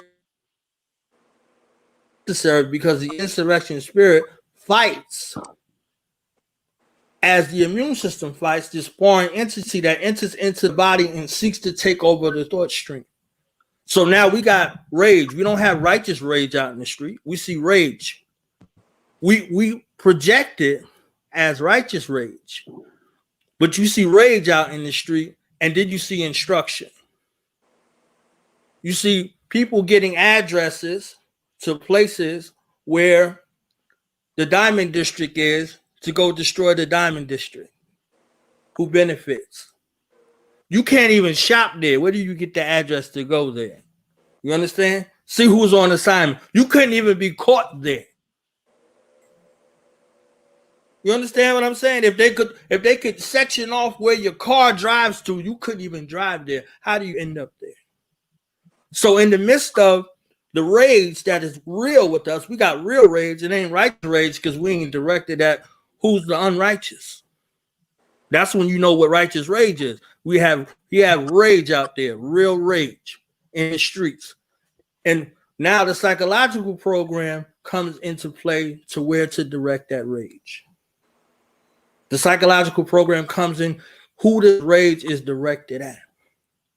So before that, we were in isolation. Anybody been on the other side of the clink, you know what isolation does to your mind. So before you were in isolation or in segregation, and then they let you back out in gym pop, you gonna act a fucking fool. It's on purpose. They're purposeful. Now, they already decide amongst themselves what's acceptable collateral damage. That's another thing. These are all psychologists who come in and deal with that from that level. And then after the side, outside, they release the that go along with this whole situation.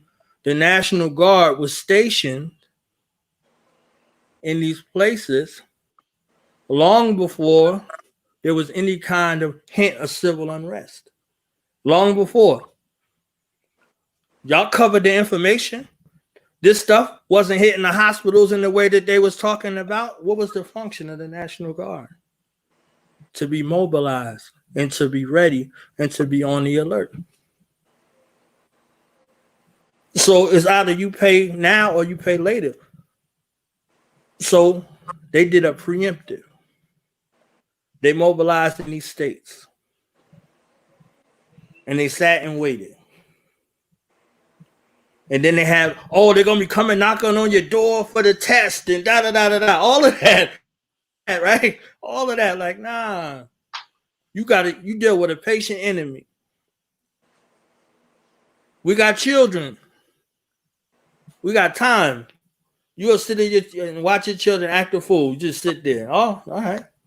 Oh, you only eat the food? All right. You ain't leaving from that table until you eat it. So in the midst of all of that stuff that's going on, it's all right there. And they got a purview of us up close and personal. And when the orders are given, they execute those orders. We already know we got a national police force. Ain't no more police force dealing with this from a perspective of, this precinct, this district, this county, blah, blah, blah. Nah. Nationalized police force that's trained by the Israeli army. Wait, say that again, brother, because you got broken up. Yeah, I was talking about something earlier in regards to barbecue Becky's and the terminology and stuff like that. Right. When you use terms like that, I said, Truman, can y'all hear me? No, Nope. I need you to repeat that again, brother, because you got cut off. Okay. Can y'all hear me now? We hear you, bro. Yeah. Okay. I don't know what's the last thing y'all heard. We heard most of it. You just cut out for like a word or two. So continue, brother. Right. Go back to national police. We have a national police force. Yeah. Oh, yeah, we have a national police force. Yeah, that are trained by the Israeli military. Right. You know, this is not new information. I was talking about that psychology in regards to that. They're not trained to see human beings. They're not trained to see human beings. That's protocol for training. That's why they shoot at dark silhouettes. I think I spoke about the training of that come on with shooting at dark silhouettes is when it's time for you to take out your weapon and engage. All you see is a target. You don't see a person. You don't see a life. You're desensitized. We all go to the gun range. You look at them black targets. If you want to, long enough, you will look at your people as your enemy. You will have your weapon for your enemy, which is your people. You understand what I'm saying? Because you're psychologically putting this on, and you see this black silhouette as an enemy. All of the militaries are training on that. So if we have a responsive force, we got to put our targets that look like our enemies. That's right. So psychologically, you're training your mind, even when you're not in that space, to look at that enemy. We'll have people come amongst us, y'all hear them, and tell us what we ain't ready for, and won't tell you where to go to get ready. Right. They'll tell you what you ain't ready to do, but they'll never tell you, hey, this is the address, this is the phone number to go get to that level so you'll be ready. You understand what I'm saying? So if you don't have that in your brain space already, if you don't have that in your psychology, if you don't have a psychology of insurrection, if you don't have a psychology of the decimation of your enemy, you will find yourself as sheep amidst the wolves. You understand what I'm saying? So just like one herder can control 99 sheep, they can bring one herder out to use a psychological program to control millions of sheep. Millions of sheep would never think in their mind that they're being controlled by the herder. They're just going along by the herd that's in front of them. When you create a herd mentality, or a herd mentality, like we said, a herd mentality full of suckers, they'll just follow along with whatever's going on in front of it. You see what I'm saying? So the psychology comes there in regards to having an insurrection spirit, that resurrection of fight and fire that must be directed towards the targets whom they are intended, our enemies. You understand? In a ferocious manner. So if you look at this desensitizing factor of our enemies, if they are taught and trained to see you as a threat, and all threats are supposed to be eliminated, you'll understand what's going on. And you have a renewed understanding and a reminder that you come from a people that fought back. The Psychos people did not see any of their enemies, whether they were children or whether they were full-grown beasts, because you can't call them people and expect to fight them. You can't call them. That's why Dr. Khaled called them beasts. You understand what I'm saying? Because as soon as you call them human or people, you humanize them, and now your approach to them is one that is submissive. Oh, y'all see him, Tad. Y'all see him, Keisha. Oh, he ain't know no better. Oh, she ain't know no better. We all bleed red blood. All that shit they start talking about because it comes from a psychological template in the mind of humanizing. my statement about the barbecue Becky and all that other stuff. When you give them pet names, you give them an inference in your life and a state in a position other than to be in the ground. You'll apologize for them. You'll defend them. You'll look for an enemy within you. This is what happens when you give the pet names. Pet names are supposed to be terms of endearment. I thought we were at war.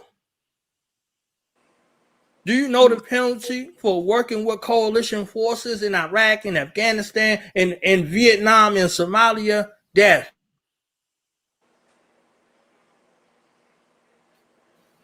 That's it. That's it.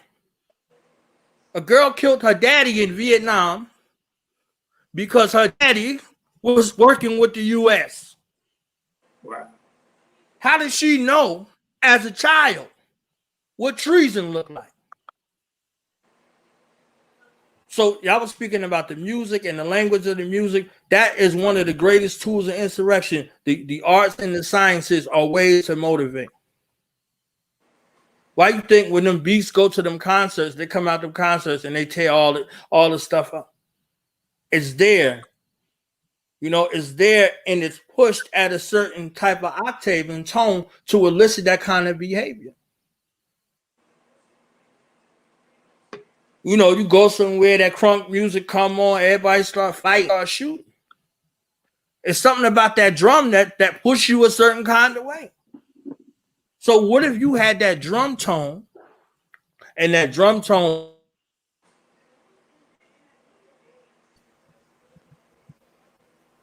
that awakened something in your insurrection African genetic memory that had you move on your enemies a certain kind of way?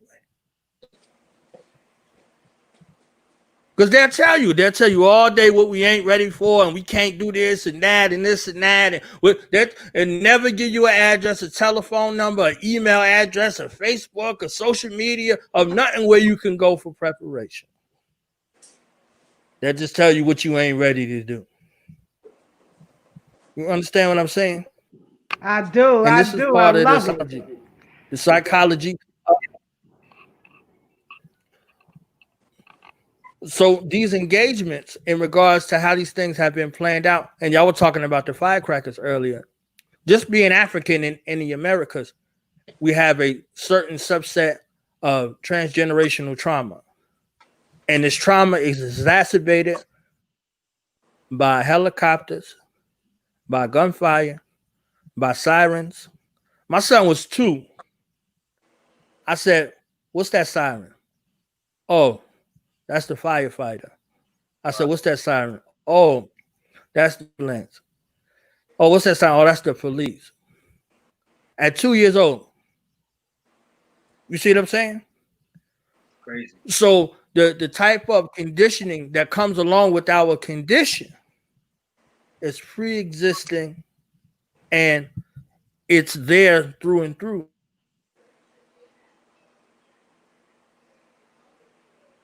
That's right, my brother. I want to ask you, because I know you come from a military background. You know what I'm saying? So, can you tell the people in your perspective, you know, the importance of our brothers and sisters that are deciding to go into that, you know, that path?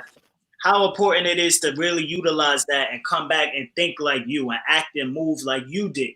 You know what I'm saying? Because unfortunately, a lot of our brothers and sisters are joining the military, and they are not even getting hit or aware to a lot of these tactics that are strategically happening against us. It is military tactics. When you see, like you said, brother, the helicopters and the psychological warfare and the damage that they do to our people, it's strategic.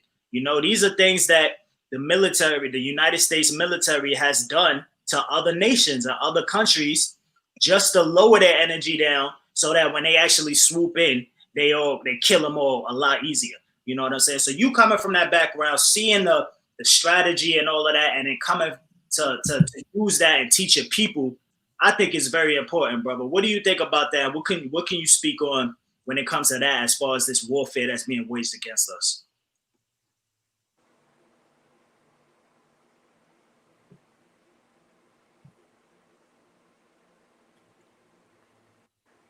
You with us, brother? You with us, brother? Yeah, I think they might have cut the mic. Yeah, they might have cut his mic. He'll be back. Yeah, But you hear us, you know, brother? Yeah, we hear you. We hear you. yeah, I didn't hear the question. Like it was breaking up on my end. All right, cool. So I was saying, we know that you come from a military background in the past. You know what I'm saying? Can you speak on the importance of, being in these spaces and then utilizing the tactics and the strategies, you know what I'm saying, that you have seen in that experience in that environment, and coming back and bringing that home to the Black nation, to our people, man, because a lot of people are joining the military, and not enough of them are coming home and sharing the skills and putting that to use when it comes to our people. We know from a very long time ago, the assault when it comes to the draft, and they were trying to bring a lot of our people in, especially even our real leaders, or not even the real leaders, but like popular Black figures like Muhammad Ali and so many other athletes and things of that nature, drafting them into the military, or drafting regular people, African Americans, into the military, when they know that we don't have no place in it, you know what I'm saying, and it's really not for us. But the question that I have is for you going into that and then coming out and being who you are and being so knowledgeable.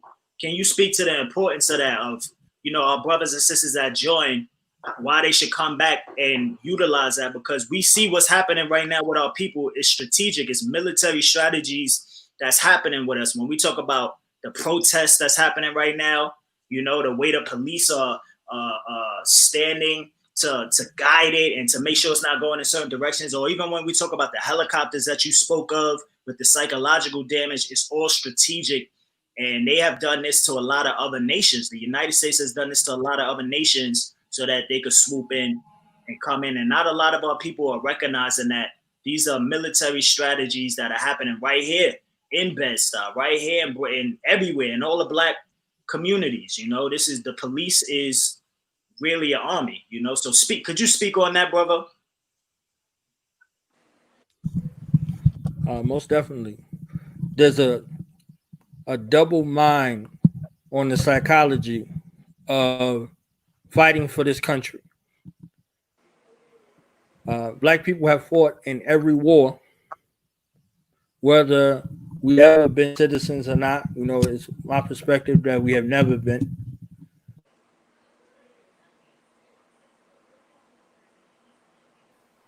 Wow. That psychological job that goes in to a place. Think about fighting for some place where your ancestors were kidnapped and stolen from, raped, murdered, and killed, and sold as property, as capital, to don a uniform. And this uniform gives you a sense of identification with your captors and with your kidnappers.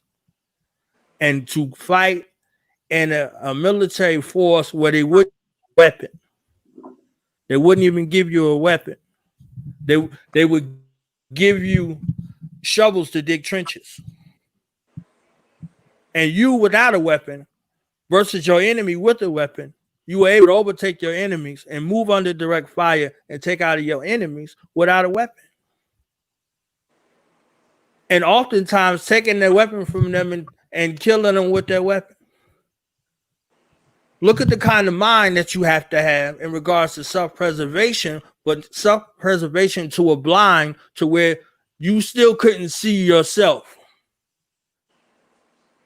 You on one side fighting with your enemy that promised you freedom. On the other side, the same person on the other side of the enemy on the battlefield look just like that other enemy who fighting for you to be in captivity and to continue in bond service.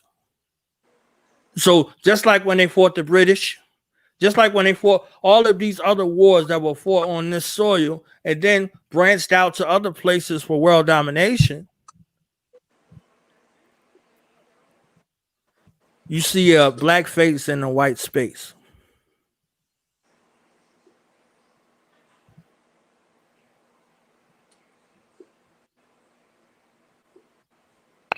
That's interesting, brother, because one of the complaints that I had. Go ahead. The Five Bloods. Spike Lee joint, the new joint. Did you see that movie, The Five Bloods? Nah, I didn't see it yet, brother. I watched some of it. Wasn't it crazy? The mind job, just seeing it from the beginning. Just if you even watch the beginning, you already see the mind job. Yeah. Now they brought Yeah. to light a person named Hannah Hanoi, who was the radio operator that was telling black people, black men go home, soul brother go home, and it's not your war. Right. Now Spike Lee would show you Hannah Hanoi, but Spike Lee wouldn't show you Robert F. Williams. He wouldn't show you Robert F. Williams and Mabel Williams. That's right. You see how disgusting this bastard is? He'll show you Hannah Hanoi, a person that lived and died, but wouldn't show you Robert F. Williams and Mabel Williams, who were right there, right at that time. Look at the psychological damage. Now you're thinking you got an ally outside of this country who don't give a damn about you. You understand?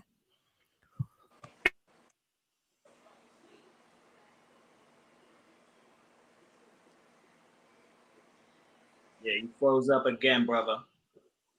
A brother froze up again, but that's Oh no, you start dealing with this A campaign science, for boy. hearts They and gotta minds. cut you off. So they would tell you intricacies. They would tell you intricacies about your homeland as if you have an ally outside of yourself.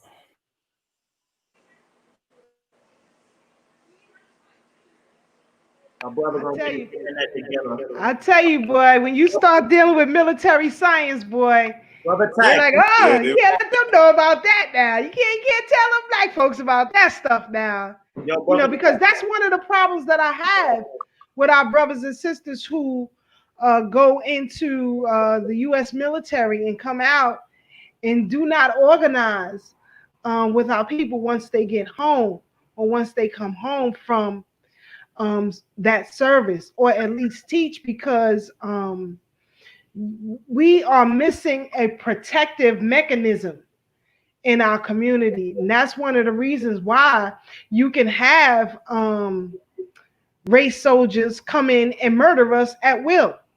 that's right. That's why it can happen, because they know that there is no vanguard to protect that. And it makes it easy for them. And also with our ignorance, you know, we comply. So we got our brother back in. Go ahead, brother You know Tag. what's crazy? What was crazy is, remember a couple of years back, everybody was doing those pranks, and I kept saying this is a military tactic. I said this is recognizance. I said they don't realize it. Remember all the little white boys is on YouTube doing them pranks, going to every hood from Brooklyn to California, playing. I said, yo, they coming.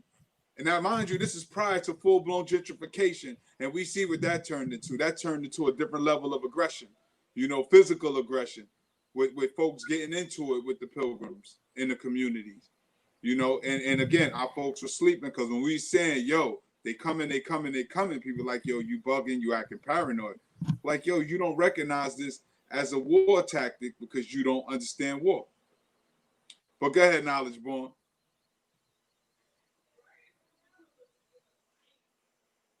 Knowledge Born, can you hear us? Tay, they don't want y'all to get this military science, boy. You know, we have our own platform, but we do not own the airwaves. So you always got the FCC interference on many things, you know. That's one of the things I wish black politicians would deal with. Us not having free independent media as it is written in the statute. You do not have, go ahead, brother. Maybe we should just reach out to Byron Allen.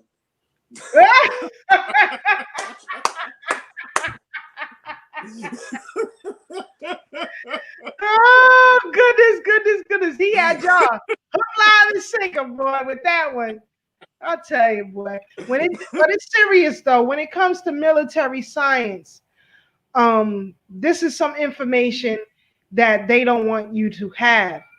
One of the greatest minds as far as nation building that came before us, Elijah Muhammad, said the exact same thing. They will never teach you military science. And that's something that we don't study on our own. Even operating within your family is a military apparatus. You know, you have your mates, you have children, you have aunts, uncles, and cousins, and you have to know how to maneuver with all of them individually, you know, to make the family whole. So I understand that perfectly well. Go ahead, brother. They try to mess you up. Yeah, if you remember the Deacons for Defense and Justice, and a lot of these organizations that we had, the training came from military vets. Geronimo Pratt was a military vet. So there were a lot of, brothers and sisters who served and used their skills. You understand what I'm saying? And this is something where they begin to cut that off, and they went into deeper psychosis of military science to where you would never look at yourself as your people ever again. So to Ashay's question, in regards to that, most of the people who had went through the training in the 90s and the early 2000s on up, they ensured that something like a Vietnam situation would never happen again, to where vets would return as they did in previous wars and fought for liberation.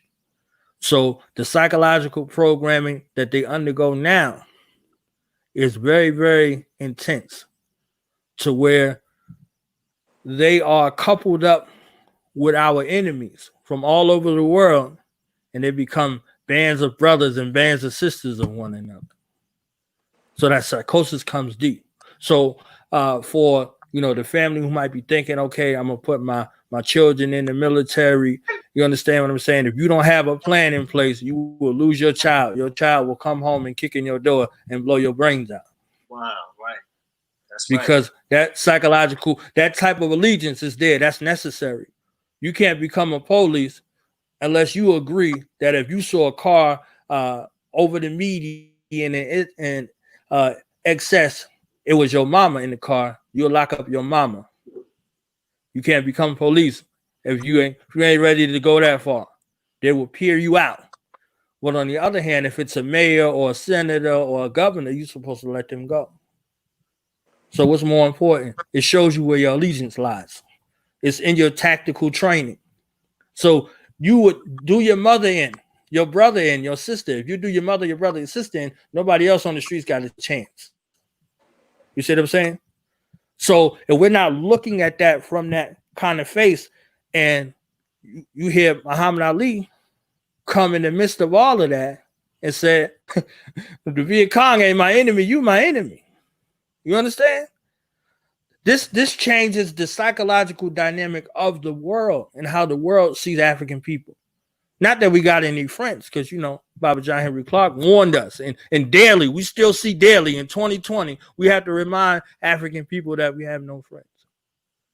We don't have no friends, and we don't need none. And we don't need no allies of any sort. So if you want an ally, you want a friend, look in the mirror. Look at the end of your arm. You want an ally. So in that, we already have enough that we have to trim the fat from, because we know all skin folk ain't kinfolk either. So we already got to go through that. So you telling me I got to go through my entire rank structure, and then I'm supposed to add in a traitor? I'm supposed to add in somebody who could come in for a political benefit and get what they want and leave, as we done seen? How many times we going to see that party and that dance? They're going to come with you and be on the bridge in summer, and they claim the fame was they got hit in the head by a nightstick and they want to be the president. Is that what's up? That's right. And you'll get Negroes that go run with them. They'll go run with them. They'll go run with them. And then they'll come back to us and tell us what we ain't ready to do. You understand what I'm saying? So it's folks that's running around who belong without heads. They place you on Revolt TV telling people to revolt and not revolt. I didn't say revolt. I said revolt. You understand what I'm saying? So this whole situation is psychological on a lot of fronts, but we can't lose sight of who we are and what the vision and the goals was. I am so glad within my soul that I came up in the time that I came up in, and that my mother was wise enough to put me with warrior elders. I mean, I owe her the greatest debt in life. So to hear Baba Steve Koki Sr. talk about COINTEL now and to talk about confusion on the battlefield, you ready. You understand what I'm saying? You're ready. Because he said clarity on the battlefield is success. Confusion on the battlefield is destruction. You understand what I'm saying? So where's the clarity on the battlefield? Where's the clarity? So when you clarify your position in your enemy's mind, there's no doubt. First is no room or error for doubt in your mind. Because you clarify your position. Oh, there was confusion about my position. Here you go.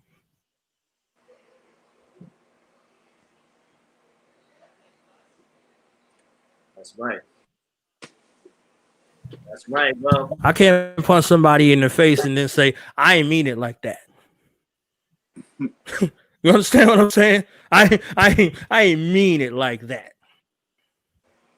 Nah, it is what it is. You understand what I'm saying? So the psychology of ancestors that we come from a thorough black line. We don't come from the pacifist line. The job of that was when Haj Malik El Shabazz, brother Wali, affectionately known to the world as Malcolm X, gave us the house nigga and the field nigga.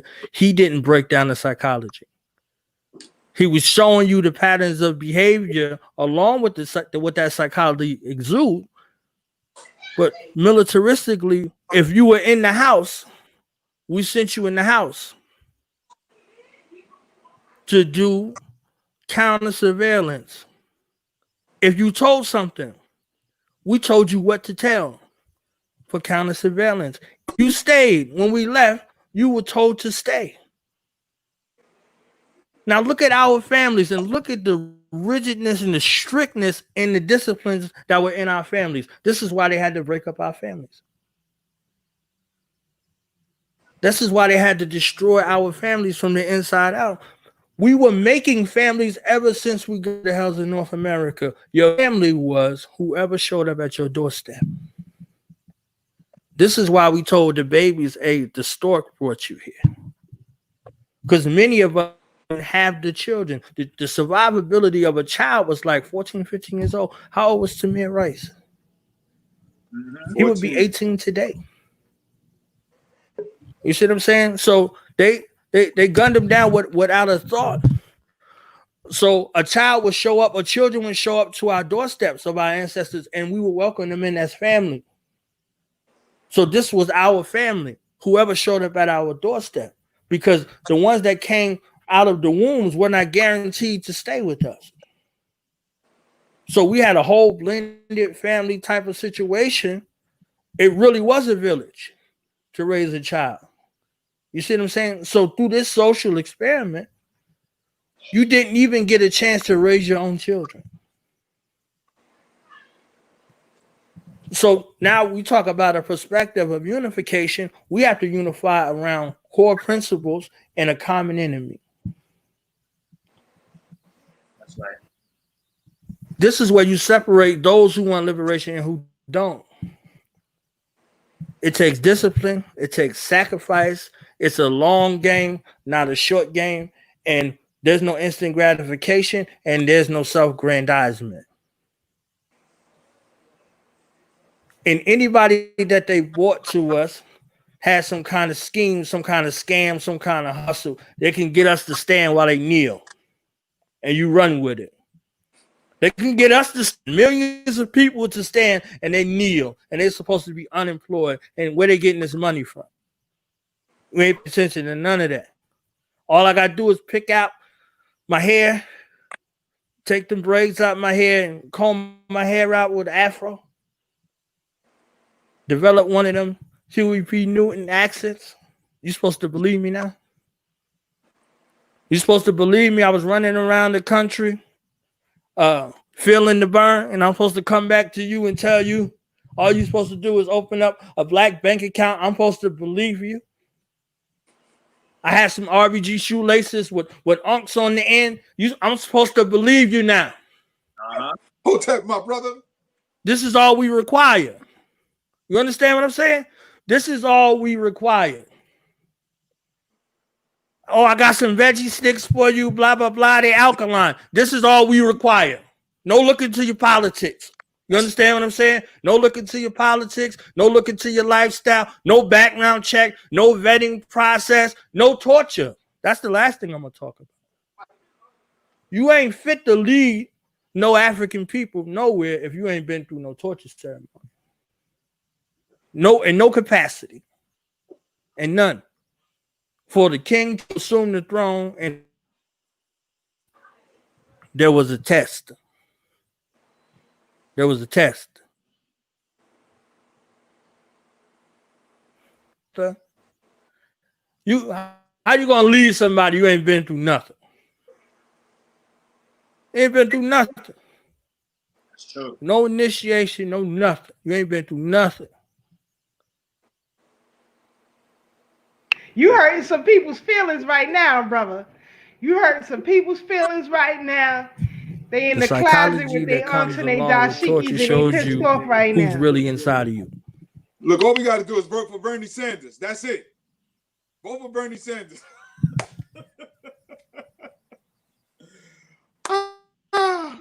My brother Knowledge born killing him. Bro Tad is a troublemaker. I'm telling y'all right now, he's a prankster for real. I'm thinking about Kitty Mike. Uh-huh. Everything he's saying, I'm thinking about Kitty Mike. Oh, too funny. Let me see. I think we got our brother back here. We about to close it out. We gonna bring him back in here. Brother Knowledge born, I was laughing. I said, yo, everything you said got me thinking about Kitty Mike down in Atlanta. That's why I said vote for Bernie Sanders, because that's his solution. Kitty Mike's solution, vote for Bernie Sanders. We definitely can't make it up. Yeah. We got to get you back on the platform again, brother. You know what I'm saying? We definitely got to get you back on, because there's a lot of layers we have not peeled back when it comes to this warfare.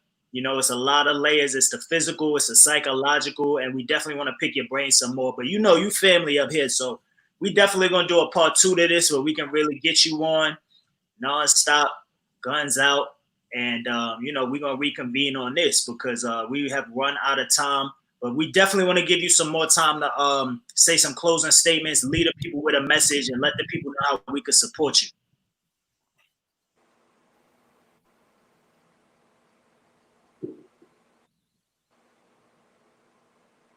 Okay. I was just looking at the comment.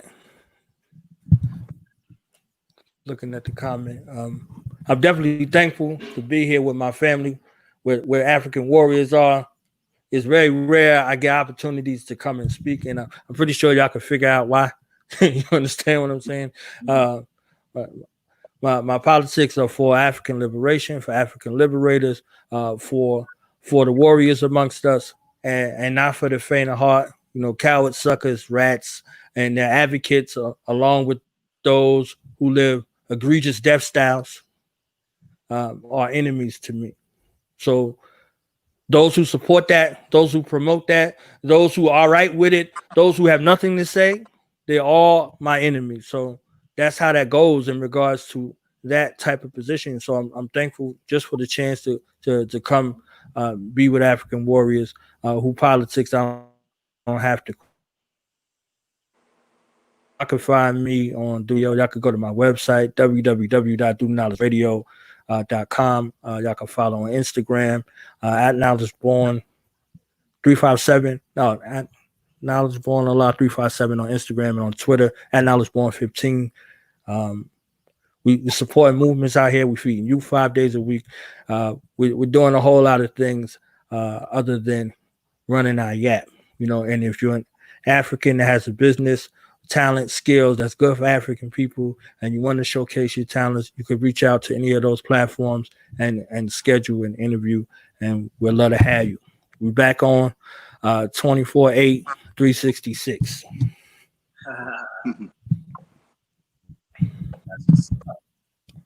That's what's up, brother. That's what's up. We definitely got to have you back on because the FCC is definitely messing around over here, and you was dropping so many bombs. We got to have you on maybe for 2 hours because it's too much to compact into 45, 50 minutes. So definitely going to do that again, family. And I know all we got to do is reach out and touch you. You know, we on this battlefield for real. And like I said to the listener in the audience, we are the real ones for a reason. For a reason. We play no games over here. So again, brother, thank you for coming in. You know, I'll catch you on the other side. You stay safe out there in North Kakalaki. I believe that's where you at. or is you back up east? He be all over the place. Right. I ain't surprised. I wouldn't be surprised if he about to go do another show right now. He probably got another show lined up. Tell the people when your next show. Yeah, I'm gonna do something. Yeah, I'm gonna do something on Tamir Rice. I can't let the day expire without giving love to him and to his moms and to his family. You understand what I'm saying? So I'm gonna deal with that here in a little bit. People, if you log on now, leave this one and go right to the brother's page, Do the Knowledge Radio, Facebook, Instagram. He just gave you the Instagram. Are you streaming on YouTube as well, right, brother? Right, on YouTube. Yeah, Do the Knowledge Radio on YouTube. DOTHA. THE gonna find you some European. THA will find you an African. All right. And it's unanimous, family. I mean, brother Knowledge, you know the viewers they all saying, bring them back, bring them back, bring them back. So we definitely gonna do that, family. Don't you worry. Or we comrades over here. All we gotta do is reach out and touch him. So he'll definitely be back. But again, thank you, brother. I see you on the other side. You keep doing what you're doing. And of course, you know I always got love for you, family. Don't worry about it. Baby for Hodier, brother. All right, now let's go on page. Black Power, be Hodier. Black Power. That's what's up. That's what's up, family. So I told you, boy, it's gonna get hotter and hotter. The summer's getting hotter. We gonna get hotter. We got some more guests lined up in the next few weeks. I'm trying to tell y'all. Hold on and buckle up and tell somebody because we ain't playing over here. You know, Brother Tag got things popping off.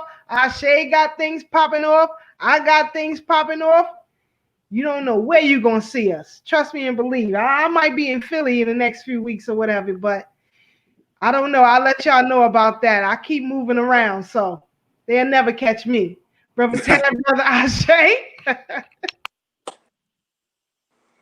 Well, I want to apologize to the family for my tardiness. You know, I was on another call, you know, politicking, building my business and my brand. But I know my brother Knowledge Born. I know he came here spitting some fire. Well, actually, I came in right on time, you know, because I was behind the scenes watching. Shout out to everybody tuned in, you know, my brother Peace and everybody else, you know, brother Kev, Sister Farnessa, everybody else who want to check in. So hopefully y'all were inspired by what y'all heard tonight. So now it's your turn to go out and inspire others. So y'all stay up, stay blessed, and stay true. And remember, no matter how bad things may seem right now, there's always better days ahead. Brother Ashe. Listen up, family. Listen up, family. Got a bomb to drop. I ain't dropped no fire all night. I was playing it cool. Listen up, family. I don't think you're going to want to leave your computer or your phone or whatever you're watching us on. I don't think you're going to want to leave it until this time approximately next week. Because next week, we are bringing on none other than Asafo. United Front will be building right here on Thorough Black Talk. If you have not, please do yourself a favor and go cop their new project. If you don't know who United Front is, it's African Insurrection Music, which is basically Black Power, insurrectionary, revolutionary hip-hop music. You know what I'm saying? They're amazing. You could definitely follow them. United Front Asafo. I think that's what it is on Facebook. United Front Asafo on YouTube. But they will be up here discussing their new project, which is called, I'm gonna mess it up now. It's a combination of a bunch of different projects. It's called Cypher in the Field for Manhood Papers. And the boys just dropped that mixtape. It's amazing. I just heard it a couple days ago. It's really, really good music. I got a couple favorites on there. Oh man, it's powerful, man. So they will be on this platform next Thursday on next week's show. Tell a friend to tell a friend. It's definitely going to be powerful. We got to have all of our artists, conscious artists. Shout out to our vendor that we just highlighted today, Black Owned Business. We got to have conscious Black owned businesses. We got to have everything that we doing conscious and active. You know what I'm saying? If we're not doing that, it's dead weight. So we will have some Black Power artists on. United Front will be on next week talking about their new project. You could go on ufasafo.com and listen to the album that they just put out, Cypher in the Field from Manhood Papers. Did you hear it, Brother Taz, Sister Keisha? Talking about, like, they got this one song on there called Mister, and the brother is talking about Black love from a perspective of a Black man saving a Black woman from being hung and sacrificing his life for her. And it's beautiful, man. It's beautiful. I'm telling y'all, man. So y'all definitely gonna want to be here next Thursday to hear United Front discuss their new project. It's gonna be a problem, man. I'm telling y'all. So we signing out. Shout out to our brother Knowledge Born Allah. Shout out to our vendor, A New Rock Metal. Please do yourself a favor. Go on Instagram, go on Facebook, follow them. A New Rock Metal. It's a solid brother. Trust me. Look at my ring. I'm telling you. Fire. Black owned business. Shout out to them. Until next week, your brother Ashe SJ. Remember, family, true courage is knowing how to suffer. And always know the battlefield is where you stand. Keep it thorough, y'all. Sister Keisha. Again, family, we thank you for tuning in to us every week, sharing the information. Please, when you log off, share the YouTube, share the Facebook, put it on your page. Let's get these likes up. Thank you to everybody watching on YouTube, on Facebook, and StreamYard. We definitely appreciate you as we grow this independent Black media platform. Again, this is not just our community, Jerome, but it is also yours. So as my brother Ashe SJ said, if you have an independent Black business or know of one and think that they need promotion, please reach out to us on our Facebook page, send us a message, and one of us will certainly get back to you. During this quarantine, we committed ourselves to promoting Black businesses for free. Remember, family, keep things in its proper perspective. When your mother and father laid down and united, they knew for certain that they was going to have a Black child. They didn't know if you was going to be male or female. If you have all your 10 fingers and 10 toes, they knew for certain they were going to have a Black child. Always remember, Black first. Y'all stay safe out there. I see these coronavirus numbers are rising in other states. Y'all stay healthy and always Black first.